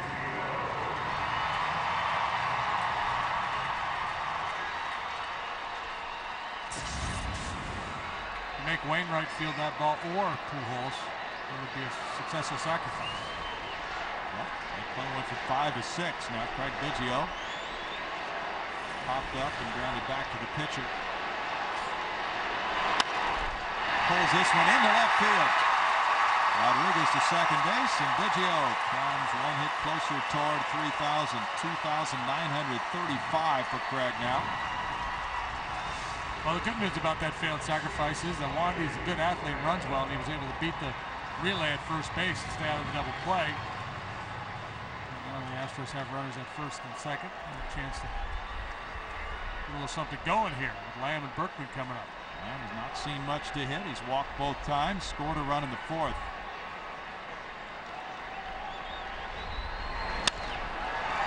To Pujols. Pujols high to Eckstein, out there, and a double play. With a pitcher taking the throw, it goes 3-6-1.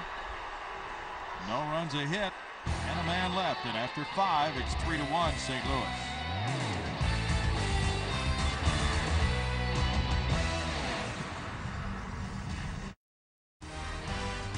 Houston Astros baseball on FSN Houston is being brought to you by Dodge and by Southwest Airlines. Happy birthday wishes go out to our senior producer, Murphy Brown. No way. Yep. We're a day late. Happy birthday and $1 short. Yeah.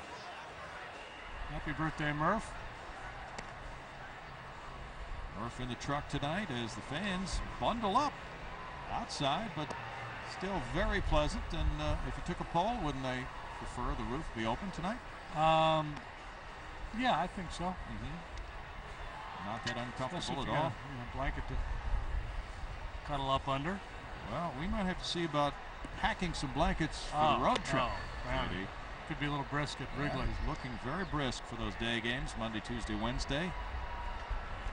That's where the Astros start the road trip. Then they wind up in Philadelphia next weekend. Barry Waters, I believe it's Barry, prints the out-of-town forecast and puts it on the bulletin board there where they hang the lineup card. He had the Philly and the Chicago forecast up there, and I noticed some of the players, they were looking more intently at that than they were the lineup card when they got to the ballpark yes, today. They were. Guys were just shaking their heads. David Eckstein gets it started. Wandy Rodriguez had a 7-pitch fifth inning, and he's at 70 pitches through the first 5. Eckstein has been kept off base with a ground ball back to the pitcher and a fly ball to right field.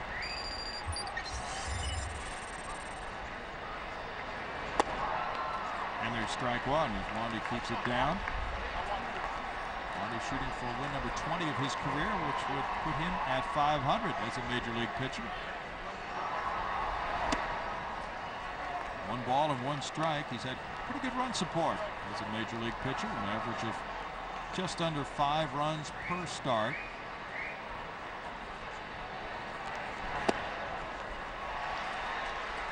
One ball and 2 strikes. Well, he's on the wrong side of the scoreboard right now, but he's pitching a fine ball game. A lot of starts like this out of Wandy, and the back end of the rotation everybody's concerned about. Everybody will feel a little bit better about things. It's 1-2. And he had some outings in spring training and that he felt made his manager nervous. He was kind of nervous when he got the news that he had made the ball club after last Saturday.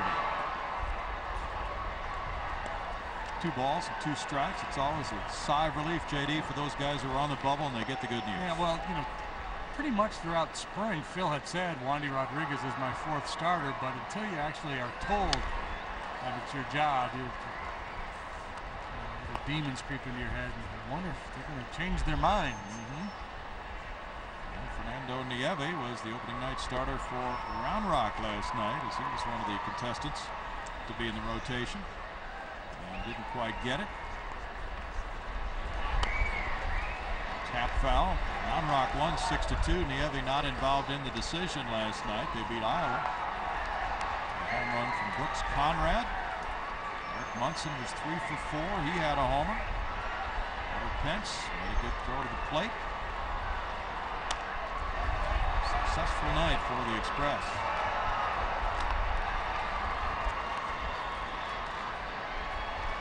Christie Hooks were not able to play at Wichita. They were snowed out.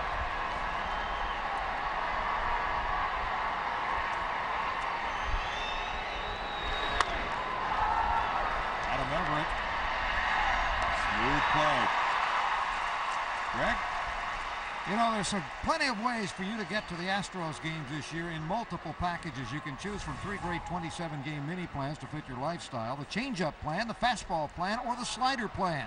Plans include postseason ticket priority, guaranteed same great seat for every game in the plan, ability to manage and forward tickets online and exchange unused tickets for selected late season dates. For more information, to purchase a 27-game plan, call 1-800-ASTROS-2 or visit Astros.com. Chris Duncan took the first pitch. Wandy Rodriguez has been ahead of the hitters pretty consistently tonight. 1 ball, 1 strike on Duncan. The Astros won the last 5 meetings from the Cardinals last September. Cardinals didn't do a whole lot of winning in September. They were awfully good in October, though. The Astros won the season series from the Cardinals 9-7. 7-3 here at Minute Maid Park. 2-2 the count. It's funny, too, because when the Cardinals ended up winning the division last year, the prevailing thought was, well, they're not going to do anything in the postseason. They kind of limped in, only won 83 ball games. Postseason's a different animal. Oh, isn't it, though? No idea what's going to happen. 83 wins. That's what they had during the regular season.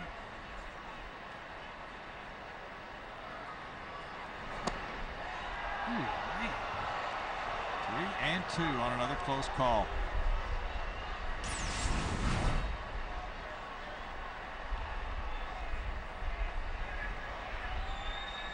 Duncan's got a good eye.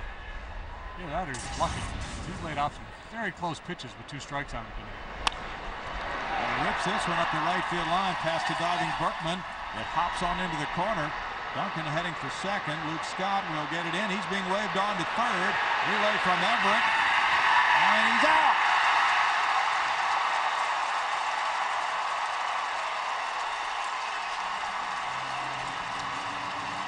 Duncan slightly hesitated near second base. Oquendo was waving him all the way.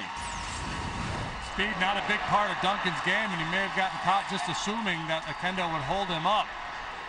He may have run out a little gas too halfway between second and third.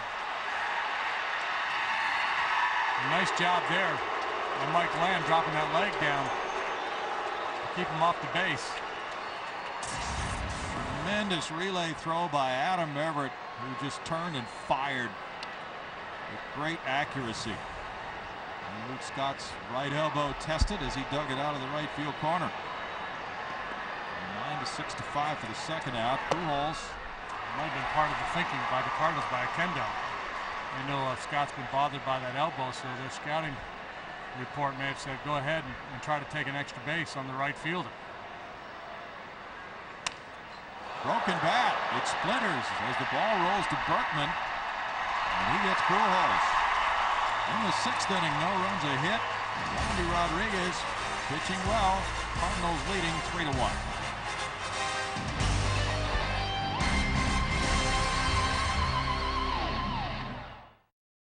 St. Louis 3, Houston 1. What's on tap for the Astros is brought to you by Bud Light. We look ahead to tomorrow night, a 6:05 start time at Minute Maid Park. Anthony Reyes and Roy Oswalt.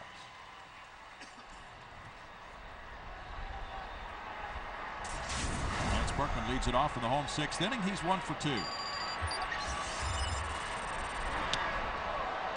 Fastball sails high for ball 1. Lance generally a patient hitter, but the way Wainwright has started each of the last 2 innings, patience, pretty good idea here. Leadoff walk 4th, leadoff walk 5th. Sometimes guys come out of that dugout, even though this is a briskly moving ball game, takes a while to kind of set your sights. Berkman with a bouncer. Pujols. 1 out. Pujols a Gold Glove winner last year at first base. An award oftentimes follows the bat. The guys who have the big years offensively seem to win the Gold Gloves, but he is deserving. He's a very good defensive player.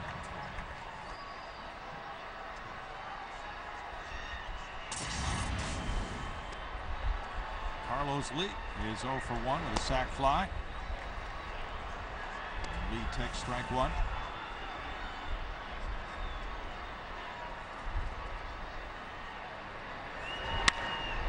He hits that one and backhanded nicely by Eckstein. Throw is high. Pujols stretched and got the foot back on the bag. Greg?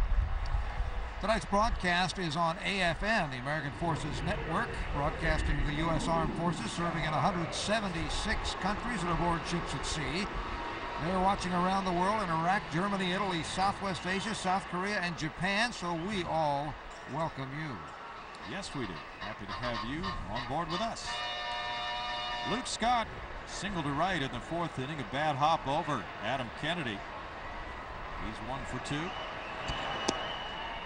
It's the slow curve for strike 1 from Adam Wainwright, who is at 79 pitches for the night. These pitchers efficient in their work.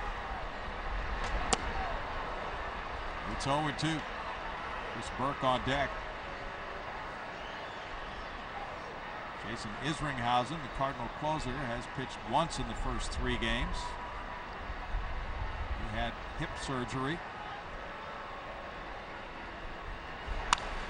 Line foul. And for a time, it would appear the Cardinals would like not to use him on back-to-back games. Well, that becomes the next question now that they've retooled the rotation, bringing Wainwright and Looper from the bullpen. Is their bullpen going to be strong enough?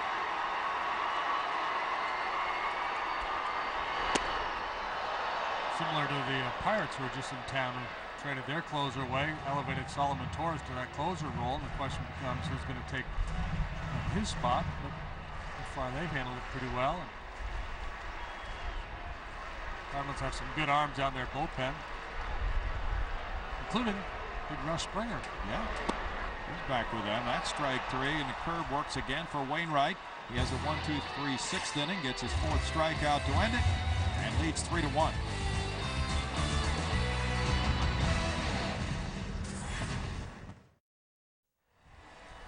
It's 3-1 here as there's the Bagwell lookalike. St. Louis leading Houston. Time for the Dodge Texas truck stop. Let's hear what Phil Garner thinks about the greatest Astros. That it's going to come down to Biggio and Bagwell, and I think that it'll be hard to say between the two of them because I think Bagwell deserves to go in the Hall of Fame, and there may be some, that may take a little time. I think Biggio is going to go in the Hall of Fame, and so I think we're going to have two players in the Hall of Fame, and I think they both are probably the greatest Astros. Hard to deny that. 1 ball and 1 strike. As Biggio works behind Wandy Rodriguez with the Redbirds up 3-1. They have 4 hits to the Astros 3. And it's 2 balls, 1 strike. Preston Wilson, Yadier Molina due to follow Rolen here in the 7th.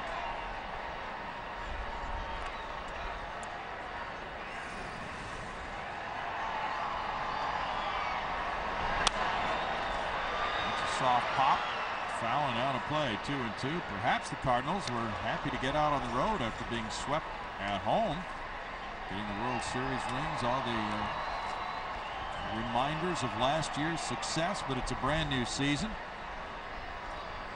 Tony La Russa's club now embarking on a road trip, which takes them on to Pittsburgh after this stop.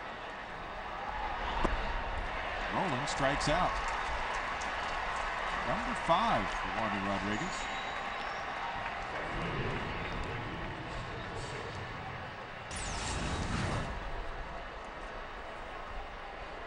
Good sharp breaking ball.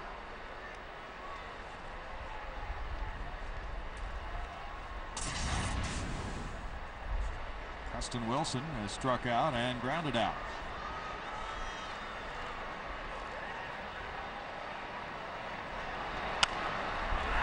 Chops this one. Berkman far to his right. Accurately leads the pitcher. Not an easy play to make for a first baseman. You have to spin around like that.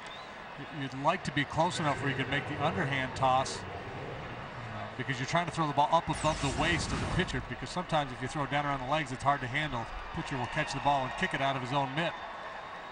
That's the when you throw overhand, there's a tendency to throw it downward. Well delivered. Nicely done. It looked easy. Yadier Molina moves back from the pitch. It's ball 1. Molina has struck out and flied to right. 95 pitches for Wandy Rodriguez. Chris Burke over in right center field. And through 6.5, it's a tight one. Cardinals 3, Astros 1. For more on the Astros, we send it to Emily for tonight's Toyota Truck Game Break.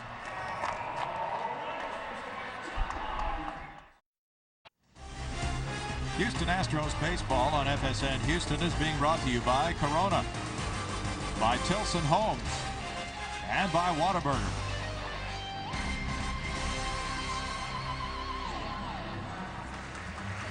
Nice breeze coming through Minute Maid Park. The Cardinals got 3 in the 3rd inning. The Astros picked up a run in the 4th. It's still 3-1. Wandy Rodriguez has settled down since that 3rd inning. The Redbirds have only 1 hit since the 3rd. The Astros got 2 singles in the 4th, another single in the 5th inning, and that's all the hitting they have done. Chris Burke leads it off in the home 7th. He struck out twice. And it's ball 1 from Wainwright. Adam Everett on deck. Brad Ausmus due up 3rd in the Astros 7th. Big crowd tonight, 43,430.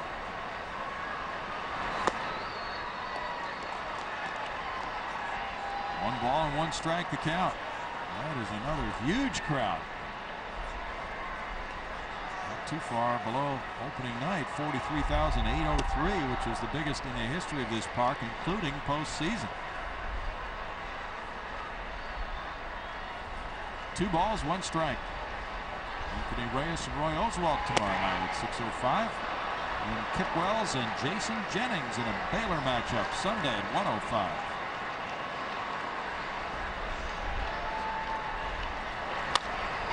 Burke with a bouncer, fair by Rolen. Into the corner and left. Duncan has to dig it out. Burke with a double, his third.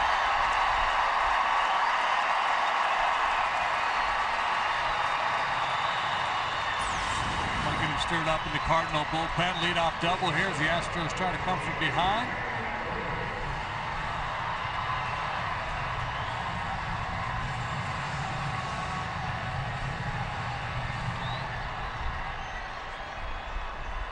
Burke gets the Astros' first extra base hit. And once again, the Astros placed the leadoff man on. They did it with walks in the 4th and 5th. And they have that man at second base for Adam Everett, who twice has bounced back to the pitcher. Bunting this time, trying to bunt his way aboard, and he fouls it. Not a bad idea there. A chance to get a base hit with the bunt. If you don't, it would advance Burke to third base with one out.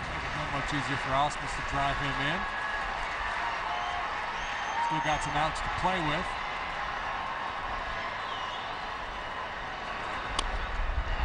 Foul, and the count goes to 0-2 as the Astros have double-barreled action in their bullpen. Lefty Trevor Miller.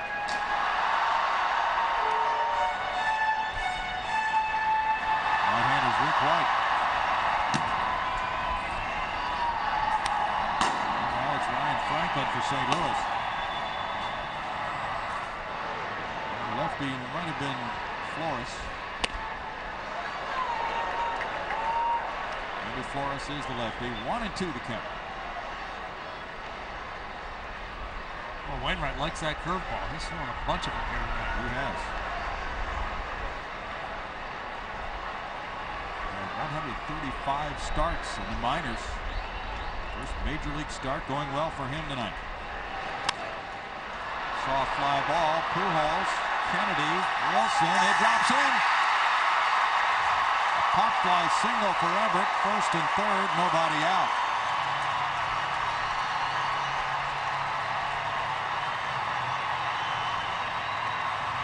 Ausmus will bat.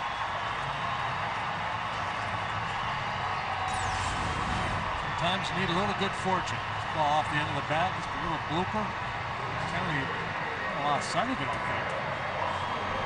Normally, if that ball's caught, it's usually the second baseman's play. Kind of overran it. Dave Duncan is out. Wandy Rodriguez comes out to the on-deck circle.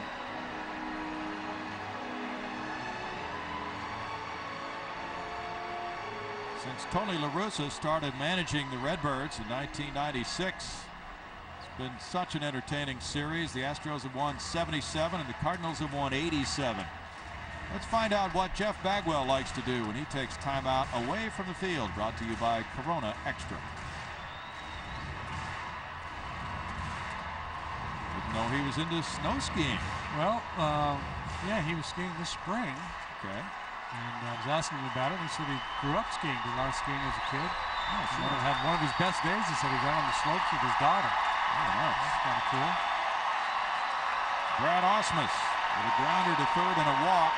Fake to third, a look to first. To see if maybe the Astros would be so concerned about staying out of a double play, they might want to make something happen with Adam Everett.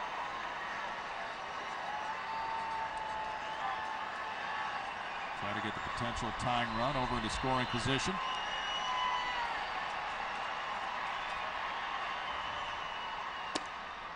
And it's ball one. You know, in addition to our big crowd watching around the world on the Armed Forces networks, we got a lot of people all around the country. Reva Hammond in Defiance, Ohio, she's celebrating a birthday. She watches games on satellite. Her son-in-law won't say how old she is, but he says very diplomatically she's more than 79. So happy birthday to Reva. Here's a birthday with Murph, huh? And Merle Haggard. Oh.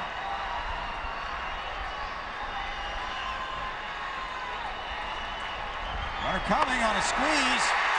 Wainwright throws home, and he's out toward the first, and it's a double play. Wow, that is disastrous.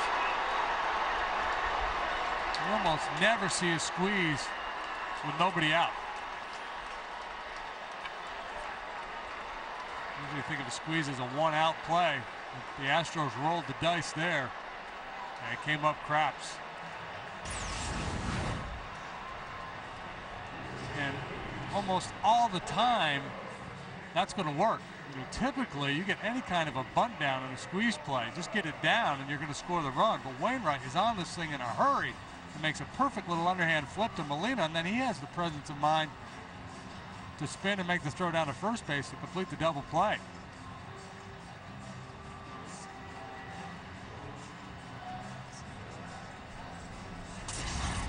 An unusual 1-2-3 double play with a tag play at home, and then Molina quickly with that spin move fired on to first.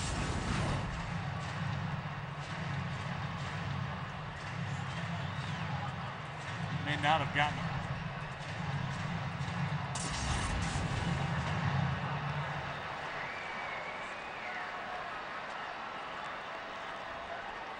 That's going to be Mark Loretta pinch hitting for Wandy Rodriguez.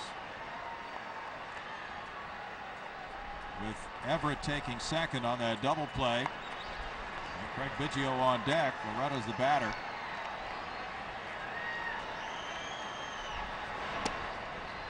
And there's strike one to Loretta. Mark is 0 for 2. 0 for 1 as a pinch hitter. Had an excellent season last year for the Boston Red Sox. Was the starter in the All-Star game at second base. He'll probably start a game this weekend. Well, there's not many pitchers, especially 6'8" pitchers, who can bounce off the mound and make a play like Wainwright. That's the truth. I mean, first of all, nobody out there not necessarily thick and squeeze. He came flying off that mound and was handling that thing perfectly. A speedy runner coming home in Burke. He had to make the play quickly. 7th inning, 90-some pitches into the game. You can see where the legs might be a little bit fatigued.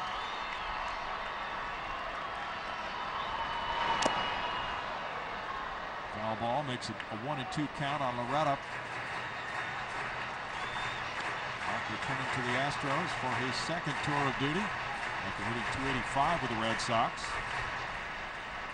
In a couple of months with Houston in 2002, after being traded here from Milwaukee, he hit over 400 in an Astros uniform.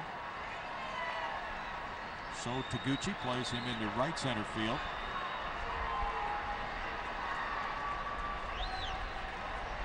What a big double play that was. First and third, nobody out for the Astros. For Wandy Rodriguez, 7 innings of work going very well tonight. He allowed just 4 hits, 3 runs, and no walks, and struck out 5.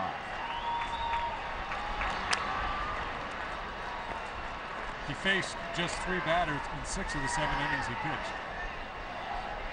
All 3 runs came in the third. Every other inning was clean except for the 6th where he gave up the double to Duncan, but he was caught trying to stretch that double into a triple, so he faced the minimum there as well. Very efficient, very encouraging outing from Wandy Rodriguez. Absolutely, 96 pitches, 64 of them strikes.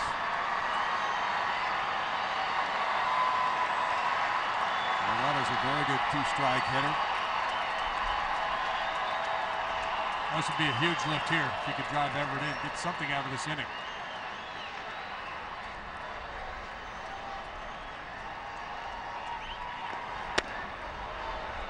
It's 2-2. Wainwright's fastball has been somewhat inconsistent tonight. Philadelphia Phillies are trying to notch their first win. They're 0-3. They lead 8-2 at Florida in the bottom of the 9th. Jamie Moyer had a solid start for them. Merlin Rollins went deep. Andy Ramirez hit one for the Fish. The first one of the year for both Ramirez and Pat Earl. The 2 for Andy Rollins. Jeff Conine went deep for the Reds. Is he going to play forever, that guy? Probably. He's done that long. He has been. Jim Edmonds watching from the bench tonight. There's Kip Wells, Sunday starter. Anthony Reyes scraped over the railing. 3-2 pitch coming. Another tap. Wainwright gloves it. And he makes another fine play. Wainwright as a glove man has been something tonight. No runs, 2 hits, and a man left, and it's 3-1 St. Louis. It's 3-1 St. Louis over Houston. Our Panasonic Speed of Sport replay takes you to the 6th inning. And with 1 out, Chris Duncan was the batter. He homered in the 3rd inning to drive in 2. Now another extra base hit goes into the right field corner as he looks behind and then goes on to third base. He may have lost a step or 2 there, but the Astros really made up ground on the outstanding relay by Adam Everett and the good tag by Mike Lamb. You really don't want to be looking back over your shoulder. Ball in the right field corner, just pick up the third base coach. That's right. So Taguchi takes the first one from Trevor Miller, and it's ball 1. First appearance for Trevor Miller in 2007. Taguchi's 1 for 2, a single and a run scored. Rubs that one off the end of the bat, and it's 1 ball, 1 strike. 70 appearances last year for Trevor. 15 2/3 innings, a 3.02 ERA. Very steady work from Miller last year. Outstanding strikeout to walk ratio, 56-13.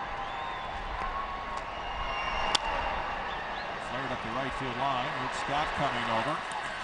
Just foul. Yeah, I think the wind's working that ball, keeping it from drifting further foul. Off the bat, that looked like it'd be fouled by plenty. Yeah. Earlier in the game, Osmus caught that pop-up from Scott Rowland. Looked like maybe the wind did the same thing to that one. Well, the flags are moving around a little bit. They were hanging earlier in the evening. Well, Miller a good choice here. The left-handed hitting Kennedy on deck. And then the pitcher, and if they wanted to hit for the pitcher, they've got Edmonds from the left side. So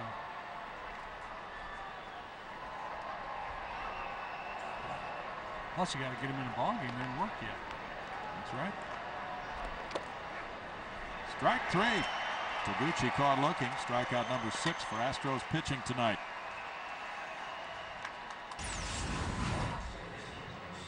Osmus sets up on the inside corner. Miller paints it. Hey, Jimmy Buffer and the Coral Reefer Band are coming to Minute Maid Park Saturday, April 21st at 7:30. Robert Earl Keane will also be involved. He's a Texas favorite, of course. Tickets available and can be purchased for as low as $36 and $66. 713-629-7300 or Ticketmaster.com, the place to go. Pinch hitter Scott Spezio on deck. Adam Kennedy takes it. It's ball 1. Kennedy's 0 for 2 with a strikeout and a pop to short. Cardinals are tuning up a pitcher in their pen. The right-hander at work right now. 1 ball, 1 strike. And what a night for Wainwright, though. 7 innings, 5 hits, 1 run allowed in his first major league start. 3 walks, 4 strikeouts. If he does, in fact, come out for the pinch hitter. Carlos Lee back for the liner and left. 2 down. And it is going to be Spezio hitting for Wainwright.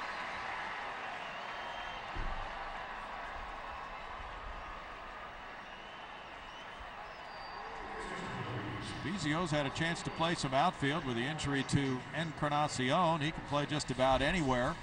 A valuable man for the Redbirds last year. He's 1 for 2 this season. And he really showed the Astros the kind of hitting he could be capable of with that .341 batting average with 3 home runs last year.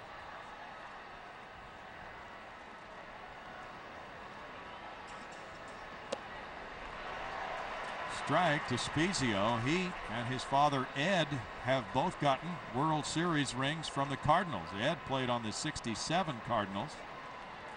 First father-son combo to get World Series rings from one organization.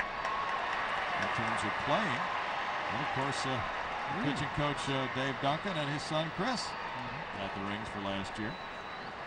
Well, with all the father-son combinations in the history of the game, that surprises me. It is surprising. You're right.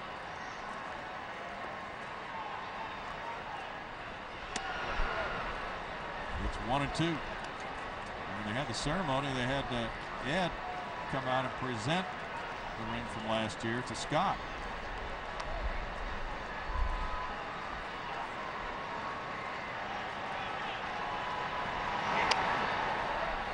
back, and the switch hitter keeps the count at 1 ball and 2 strikes.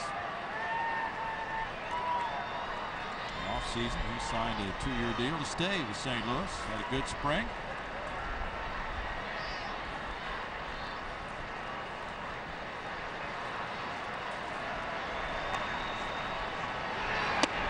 Was also on the 64 Cardinals.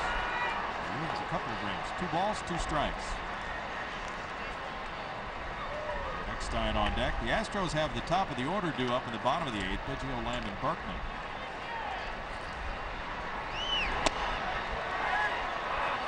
It's 3-2.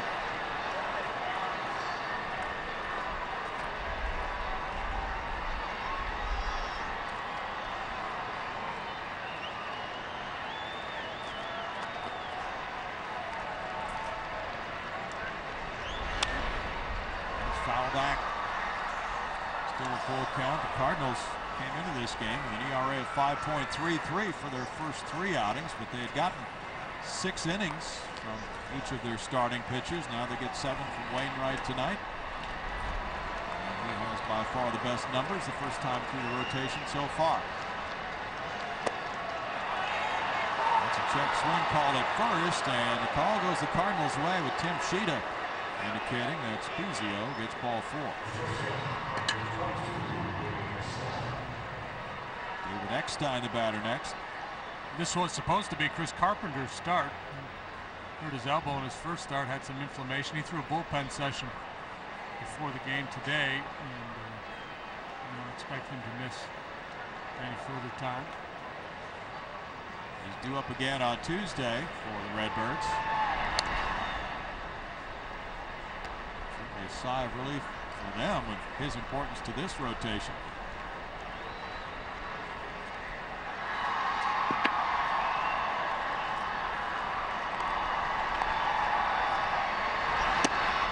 Stein takes it, and it's ball 1. Spezio is being held on over there by Lance Berkman. I don't think he's going to go anywhere. He's got 33 career stolen bases. He's been bothered by a sore back. But I think with Eckstein up there and his ability to bunt, it makes sense to hold him on because we're going to play in anyway with Eckstein hitting. 2-0, and Ausmus goes out. Keep the base runner just a little bit closer, make it tougher for him to score on a double.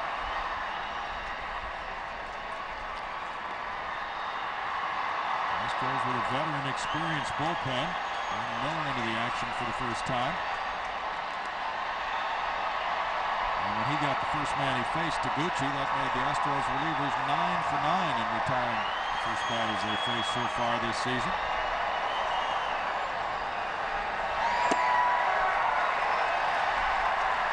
Two and 1. They'd love to get their bullpen its first win of the season tonight. They're short of getting the middle 3 in the lineup up to the plate one more time.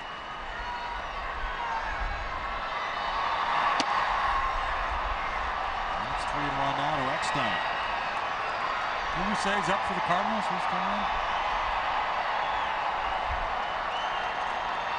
Franklin.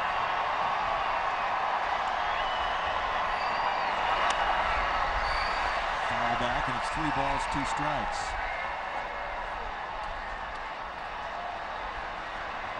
Kind of interesting to see these clubs the first time through each season when they have changed the mix in the bullpen to find out who the 7th and 8th inning guys actually are. The Cardinals not needing a 7th inning man tonight thanks to Wainwright's fine work. Josh Kinney's on the DL. He pitched well for them last year. I don't know that they've settled on a quote-unquote 7th and 8th inning guy. I think it's kind of a mixed bag, and then Isringhausen. This weekend could tell us something in that regard. 3-2 with 2 outs, the runner going, and it's fouled away. Eckstein's been an all-star the last couple of years. This is the last year on his contract. He's not even thinking, he says, beyond this season.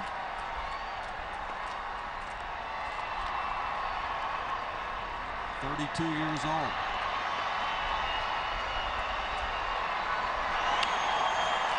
Carlos Lee moves in, and that ducks in front of him for a single for Eckstein.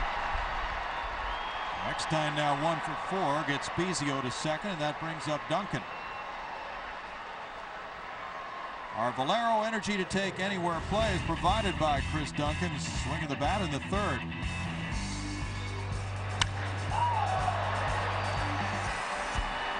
Man aboard, a 2-1 fastball with Albert Pujols waiting on deck. Probably figured he'd get something to swing at in that at-bat. He did.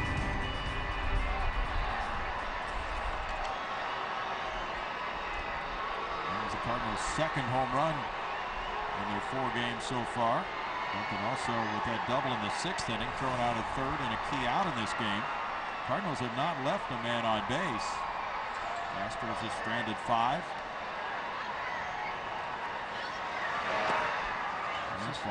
Situation here where Trevor's got to know that it's his responsibility to go after Duncan here. If he doesn't get Duncan, White will come in to face Pujols if it is White that's still throwing. But you know, you just don't want Pujols to come to bat in this inning. So he really has to bear down and get Duncan.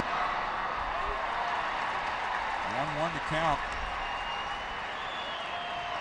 Arizona beat Washington 7-1. First major league win for Micah Owings.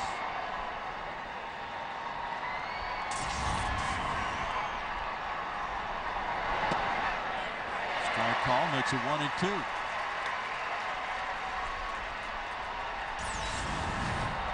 Drop down delivery, a sweeping breaking ball. Buckles Duncan a little bit.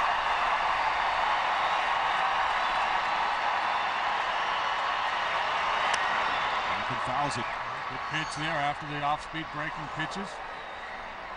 Duncan's telling himself, stay back, stay close, stay in there. Whoop, Peter. They're just trying to get a piece of that one. Phillies beat Florida 8-2. Jamie Moyer beating Sergio Mitre. Cincinnati down the Pirates 6-1. Lined up the right field line. That's a fair ball, and it kicks up and into the seats. And that's an RBI double for Duncan. 4-1 Cardinals. The ball might have drawn some chalk very close to that right field line, and Duncan gets his 3rd extra base hit. Cardinals lead by 3. Home run, double, and Miller went back to the breaking ball. A great look at the adjustment Duncan made there. You see his weight's out on that front foot, but he kept the hands back. And that breaking pitch a little bit softer than the previous 2. And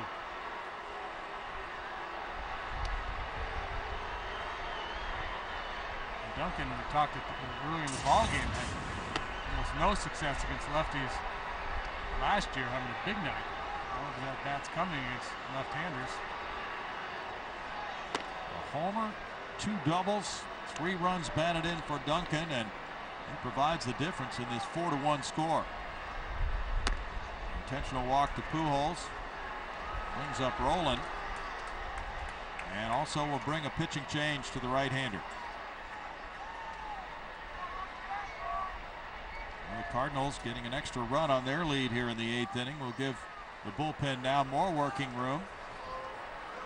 And St. Louis, which has had such a difficult time hitting in the first 3 games, showing signs of coming around, at least the man in the number 2 spot, Chris Duncan. More in a moment.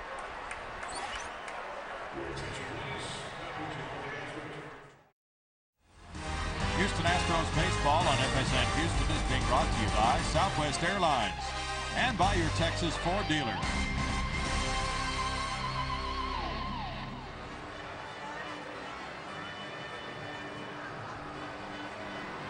Former St. Louis Cardinal right-hander Rick White comes in for the Astros. In the 8th inning, the Cardinals adding to their lead. They're up 4-1 on Houston. White last year pitched for Cincinnati and Philadelphia, joining the Astros here for his 2nd tour as well. Last year, he was 4-1 in 64 games. Came to camp as a non-roster player, an invitee, and had a tremendous spring training. Made the ball club. He's worked once so far this year, the Pirate Series, 1 scoreless inning. Fitting that the music they're playing here as he warmed up was Ring of Fire, yes, because he's in the fire with the bases loaded here and Roland hitting. Roland's 0 for 3. Preston Wilson on deck. White going to work. Cardinals have 6 hits. The Astros 5.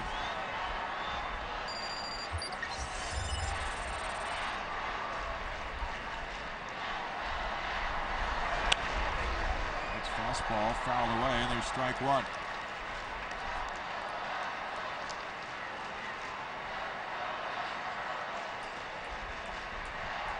was drafted by the Pirates. He's really bounced around.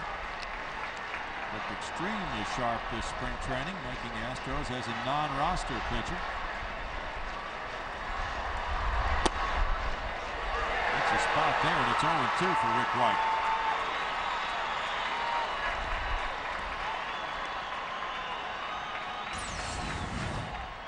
Little cheddar at the knees.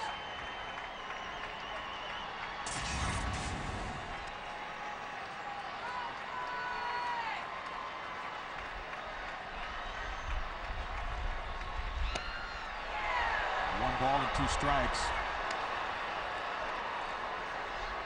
So now Rollins trying to get inside of Rick White and Brad Ausmus's head. He said, give me that fastball down for strike 2, and then they push me back with a heater in. They're going to go back away. The breaking pitch. They're going to double up, come back inside.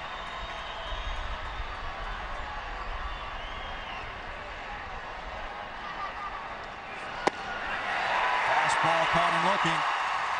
What a job by Rick White with the bases loaded, no margin for error, and he used the pinpoint fastball for the strikeout of Roland. Cardinals 4, Astros 1.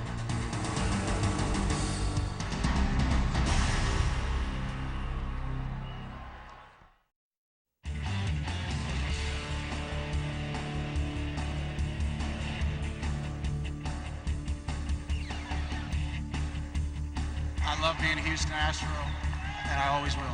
Thank you.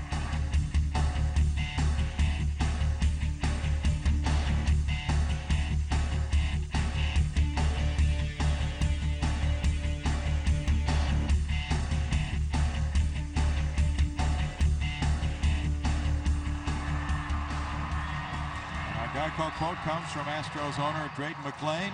Here's what he had to say about Jeff Bagwell during pregame ceremonies. Jeff Bagwell is Houston Astros baseball.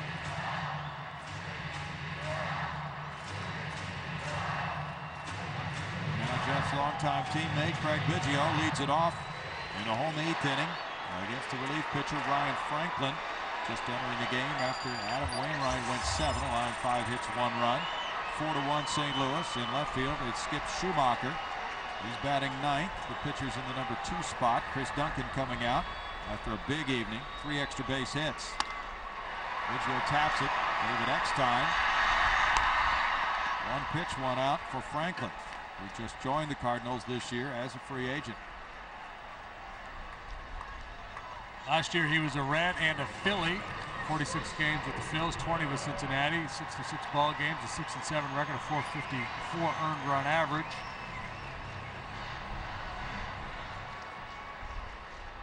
Mike Lamb has walked twice and bounced into a double play.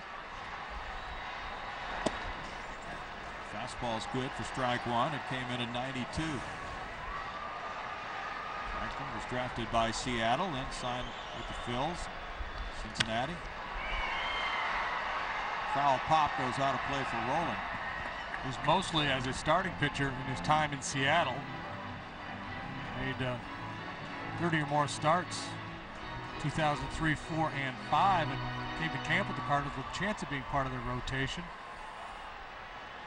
That didn't pan out. They moved him to the bullpen.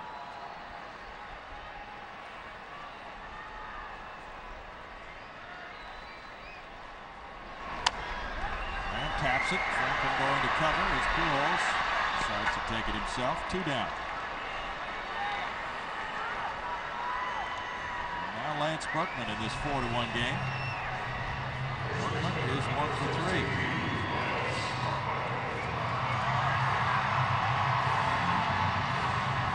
He's been one of the most productive hitters to face the Cardinals since 2001.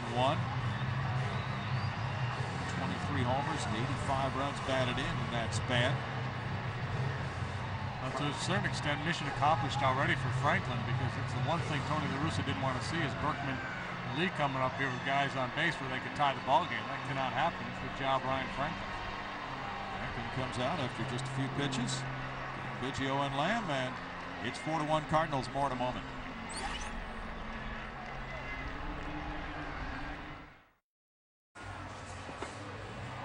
This guy has the Randy Flores look. He looks like a left-handed specialist to me. Yes, he is. And 65 times he went to work for Tony La Russa last year. Had a win, a loss, a 5.62 ERA. He's 41 2/3 innings of work in 65 innings. 40 punch-outs, 22 free ones, 5 long ones, a 290 batting average against.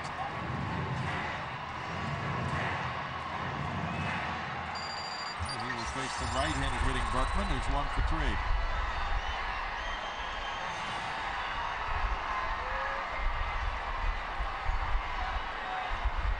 Morris, another Cardinal hurler that had a 0 ERA in postseason last year.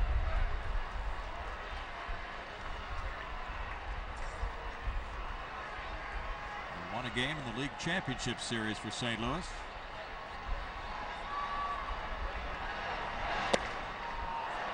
Strike to Berkman makes it 1-1. 2 outs, nobody on. Tony La Russa could have left Franklin out there and let him face Berkman from the left side, but Cardinals have started this season 0-3 as well. He doesn't want to take any chances. He'll take every strategic advantage that he can.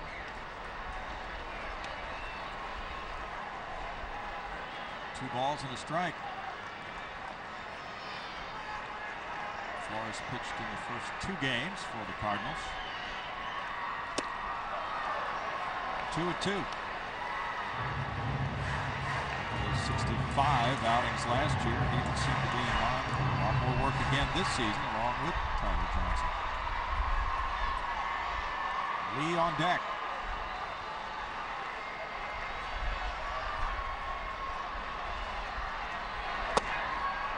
Berkman takes strike 3 to win the 8th inning. Cardinals 4, Astros 1.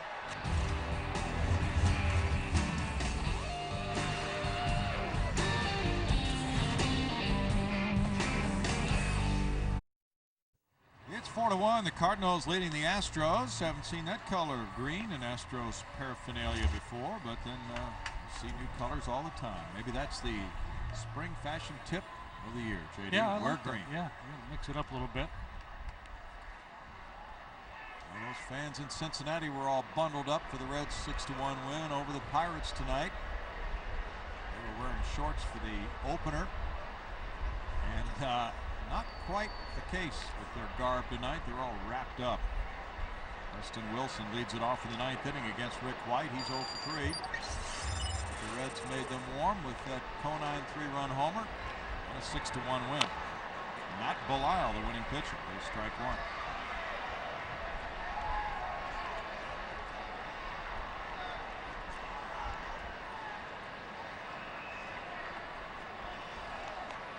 Well, the Mets are beating Atlanta 11-1 tonight. Both those clubs undefeated heading into that ball game. Well, that's going to be an interesting early season matchup this weekend with those two. Big things expected from both of them, as well as the Phillies.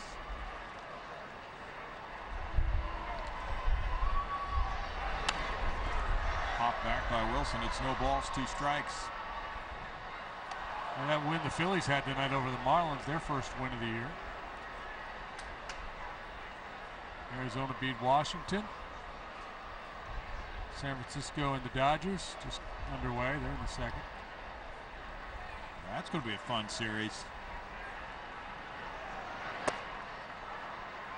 1 ball and 2 strikes. Barry Bonds looking good in the early games. Ryan Klesko had a 3-hit game for the Giants yesterday.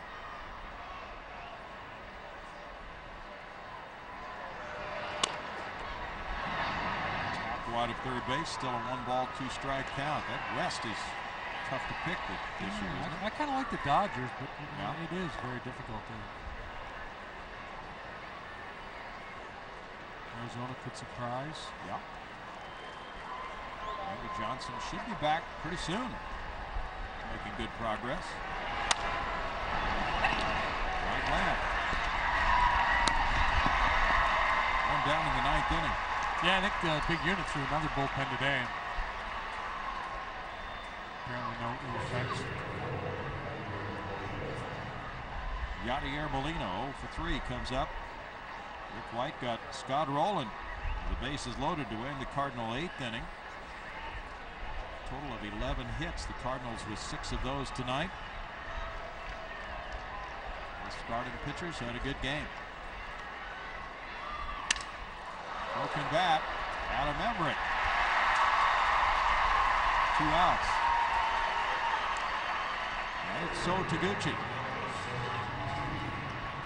It's been quite a last few days for the fans. Anticipation for Daisuke Matsuzaka's game, and then the actual game itself living up to most expectations. He really pitched well against Kansas City. The in-game box showing you Chris Duncan as the big hitting star for St. Louis. Daisuke did not allow much hitting in Kansas City. His first win with the Red Sox. Punched out 10 in 7 innings. It's been really interesting to see how the Japanese players have done in baseball here. Taguchi has never really been an everyday guy, but he's played a lot. Good defensive player. 1 ball, 1 strike. Evidently there's now a youngster in high school in Japan who is a power hitter. And it would be possible for a team in the United States to sign him out of high school before he played in Japan. So there might be some pretty good bidding. And that's never happened, right? There's never been an amateur from Japan go. That's right. In American professional baseball. Well, a lot of these guys who've come from Japan have played for many years in Japanese baseball, so a lot of them kind of past their prime by the time they arrive in the United States.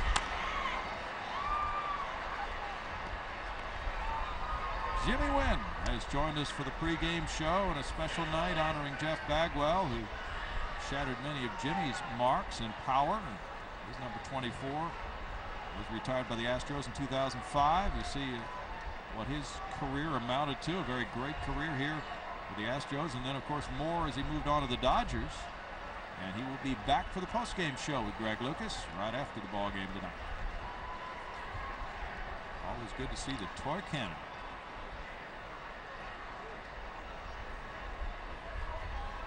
And off the left calf or shin area of So Taguchi.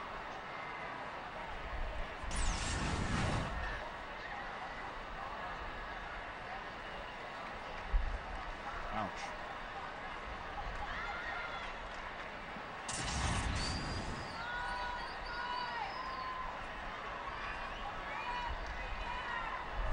It's really interesting to read about Japanese baseball and how different the training is compared to baseball in this country too. Very rigorous training in their training camp. A lot of running. They run in the mountains. Just repetition on their hitting and pitching. Lots of repetition. Yeah, I remember being in the instructional league 20 plus years ago. We had a Japanese team sharing the facility with us. They were out in the parking lot swinging their bats at 11 o'clock at night. Wow. And we'd do everything else everybody would do during the day. And in the instructional league, you get up early, you work out, you play. A lot of times we play morning games or break for lunch and play an afternoon game. And they were kind of on that program, but they were doing a lot of different stuff. They were doing a lot of isometrics and a lot of bounding and just different kind of workout stuff. Lamb gets Taguchi. 1-2-3 ninth. Rick White, and now the Astros trailing 4-1, send Lee, Scott, and Burke to the plate in the bottom half.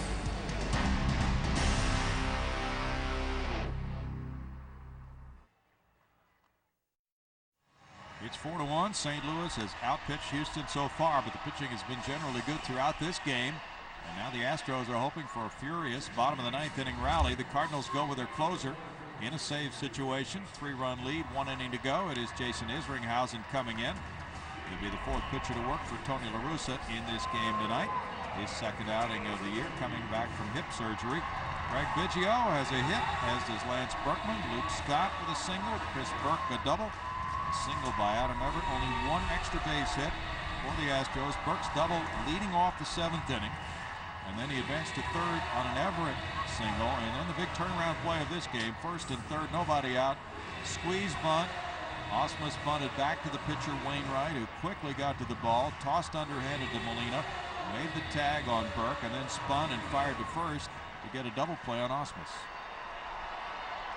Isringhausen last year pitched 59 times, bothered by that hip all year. Did not have a good year. Strike one to lead.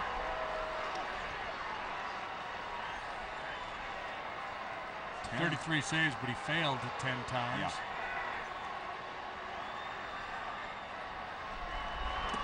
Got a few blown saves, 1 ball, 1 strike, but he was pitching hurt almost all year, and every time he landed on that left hip, he was feeling it. So then trying to make some adjustments to deal with the pain.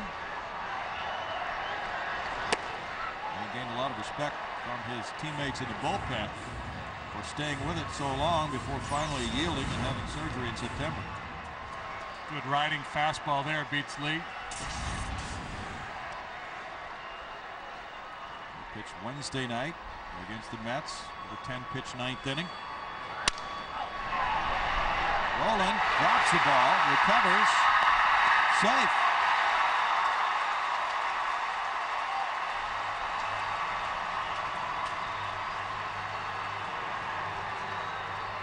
Ruled a hit for Lee. He's 1 for 3.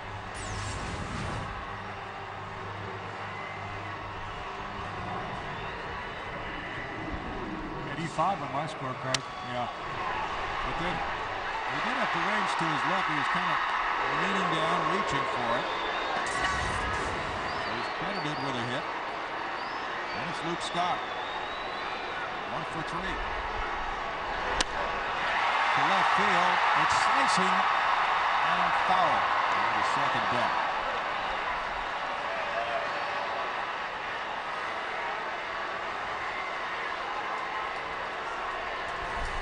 Burke on deck.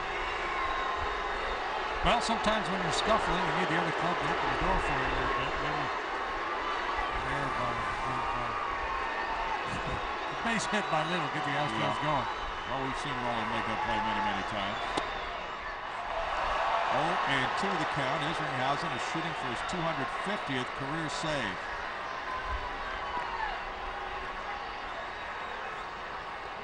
Very good numbers here at Minute Maid Park. A 3-0 record, a 1.96 ERA, 11 saves and 14 opportunities.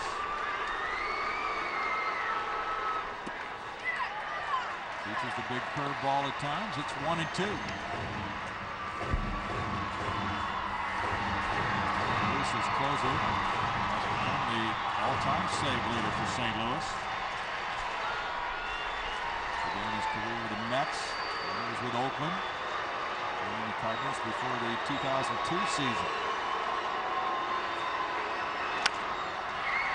Chop toward Kennedy. He plays it to first.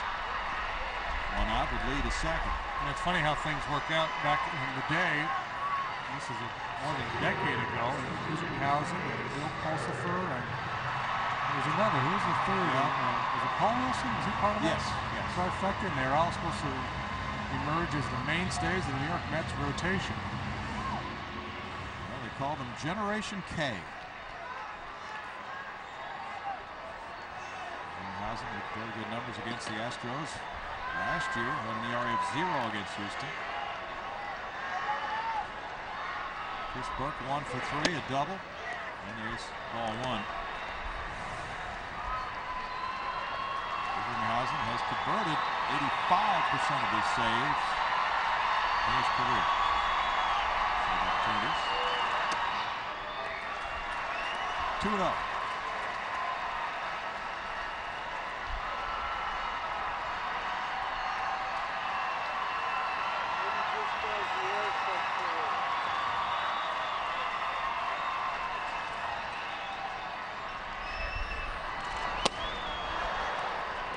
Two balls and a strike.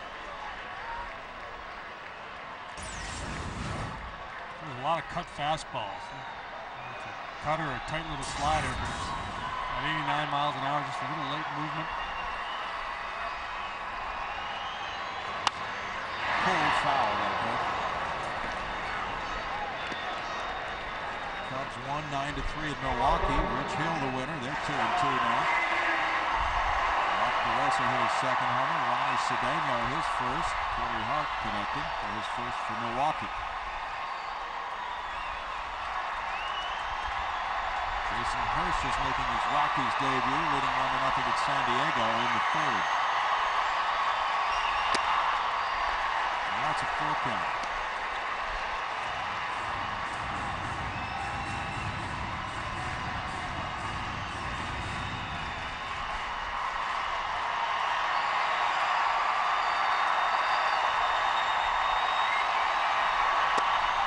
Isringhausen gets a strikeout for out number 2. The player of the game is brought to you by Gatorade. And Chris Duncan with a 2-run homer in the third, a double in the sixth, an RBI double in the eighth. He provided 3 runs batted in and the difference in this game. All that damage coming off left-handed pitching.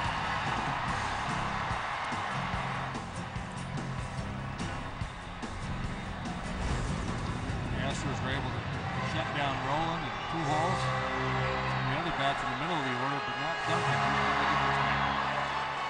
Orlando Palmeiro, the Astros down to the last out, is the pinch hitter for Adam Everett, who was 1 for 3. Palmeiro with 106 career pinch hits.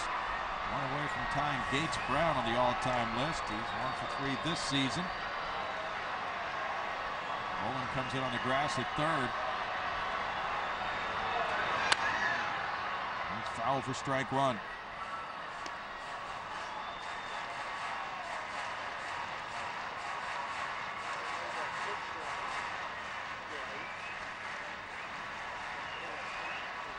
Astros hoping to get their 3rd pinch hit of the year to keep it alive. Brad Ausmus on deck. Up the middle and into center field. Lee comes to third. He's being sent home by Doug Mansolino, and it's 4-2. 107th pinch hit for Orlando Palmeiro. He's second among active players, and he's now tied Gates Brown at 14th on the all-time pinch hit list. And he's brought the tying run to the plate. It'll be Jason Lane hitting for Brad Ausmus.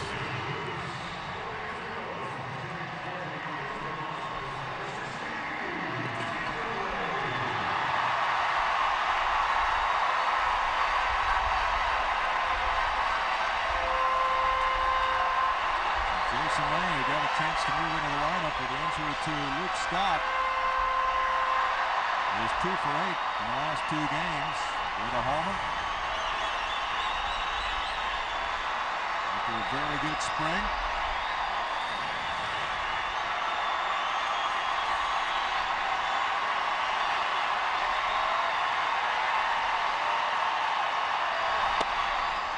Strike 1 to Lane. Good pitch. A good pitch to lay off. There's nothing going to do with that for Jason Lane. He's looking for something to drive, at least early in this at-bat.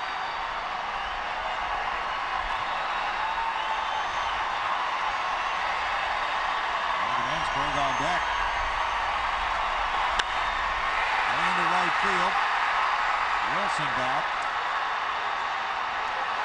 And the Cardinals win it. They are 1-3. The Astros slipping to 0-4 as the Cardinals take this one 4-2. Stay right here. The Astros live postgame show is just ahead with interviews and highlights. Greg Lucas will be with Jimmy Wynn out of the Landry's Crawford boxes for analysis. It's all up next here on FSN Houston.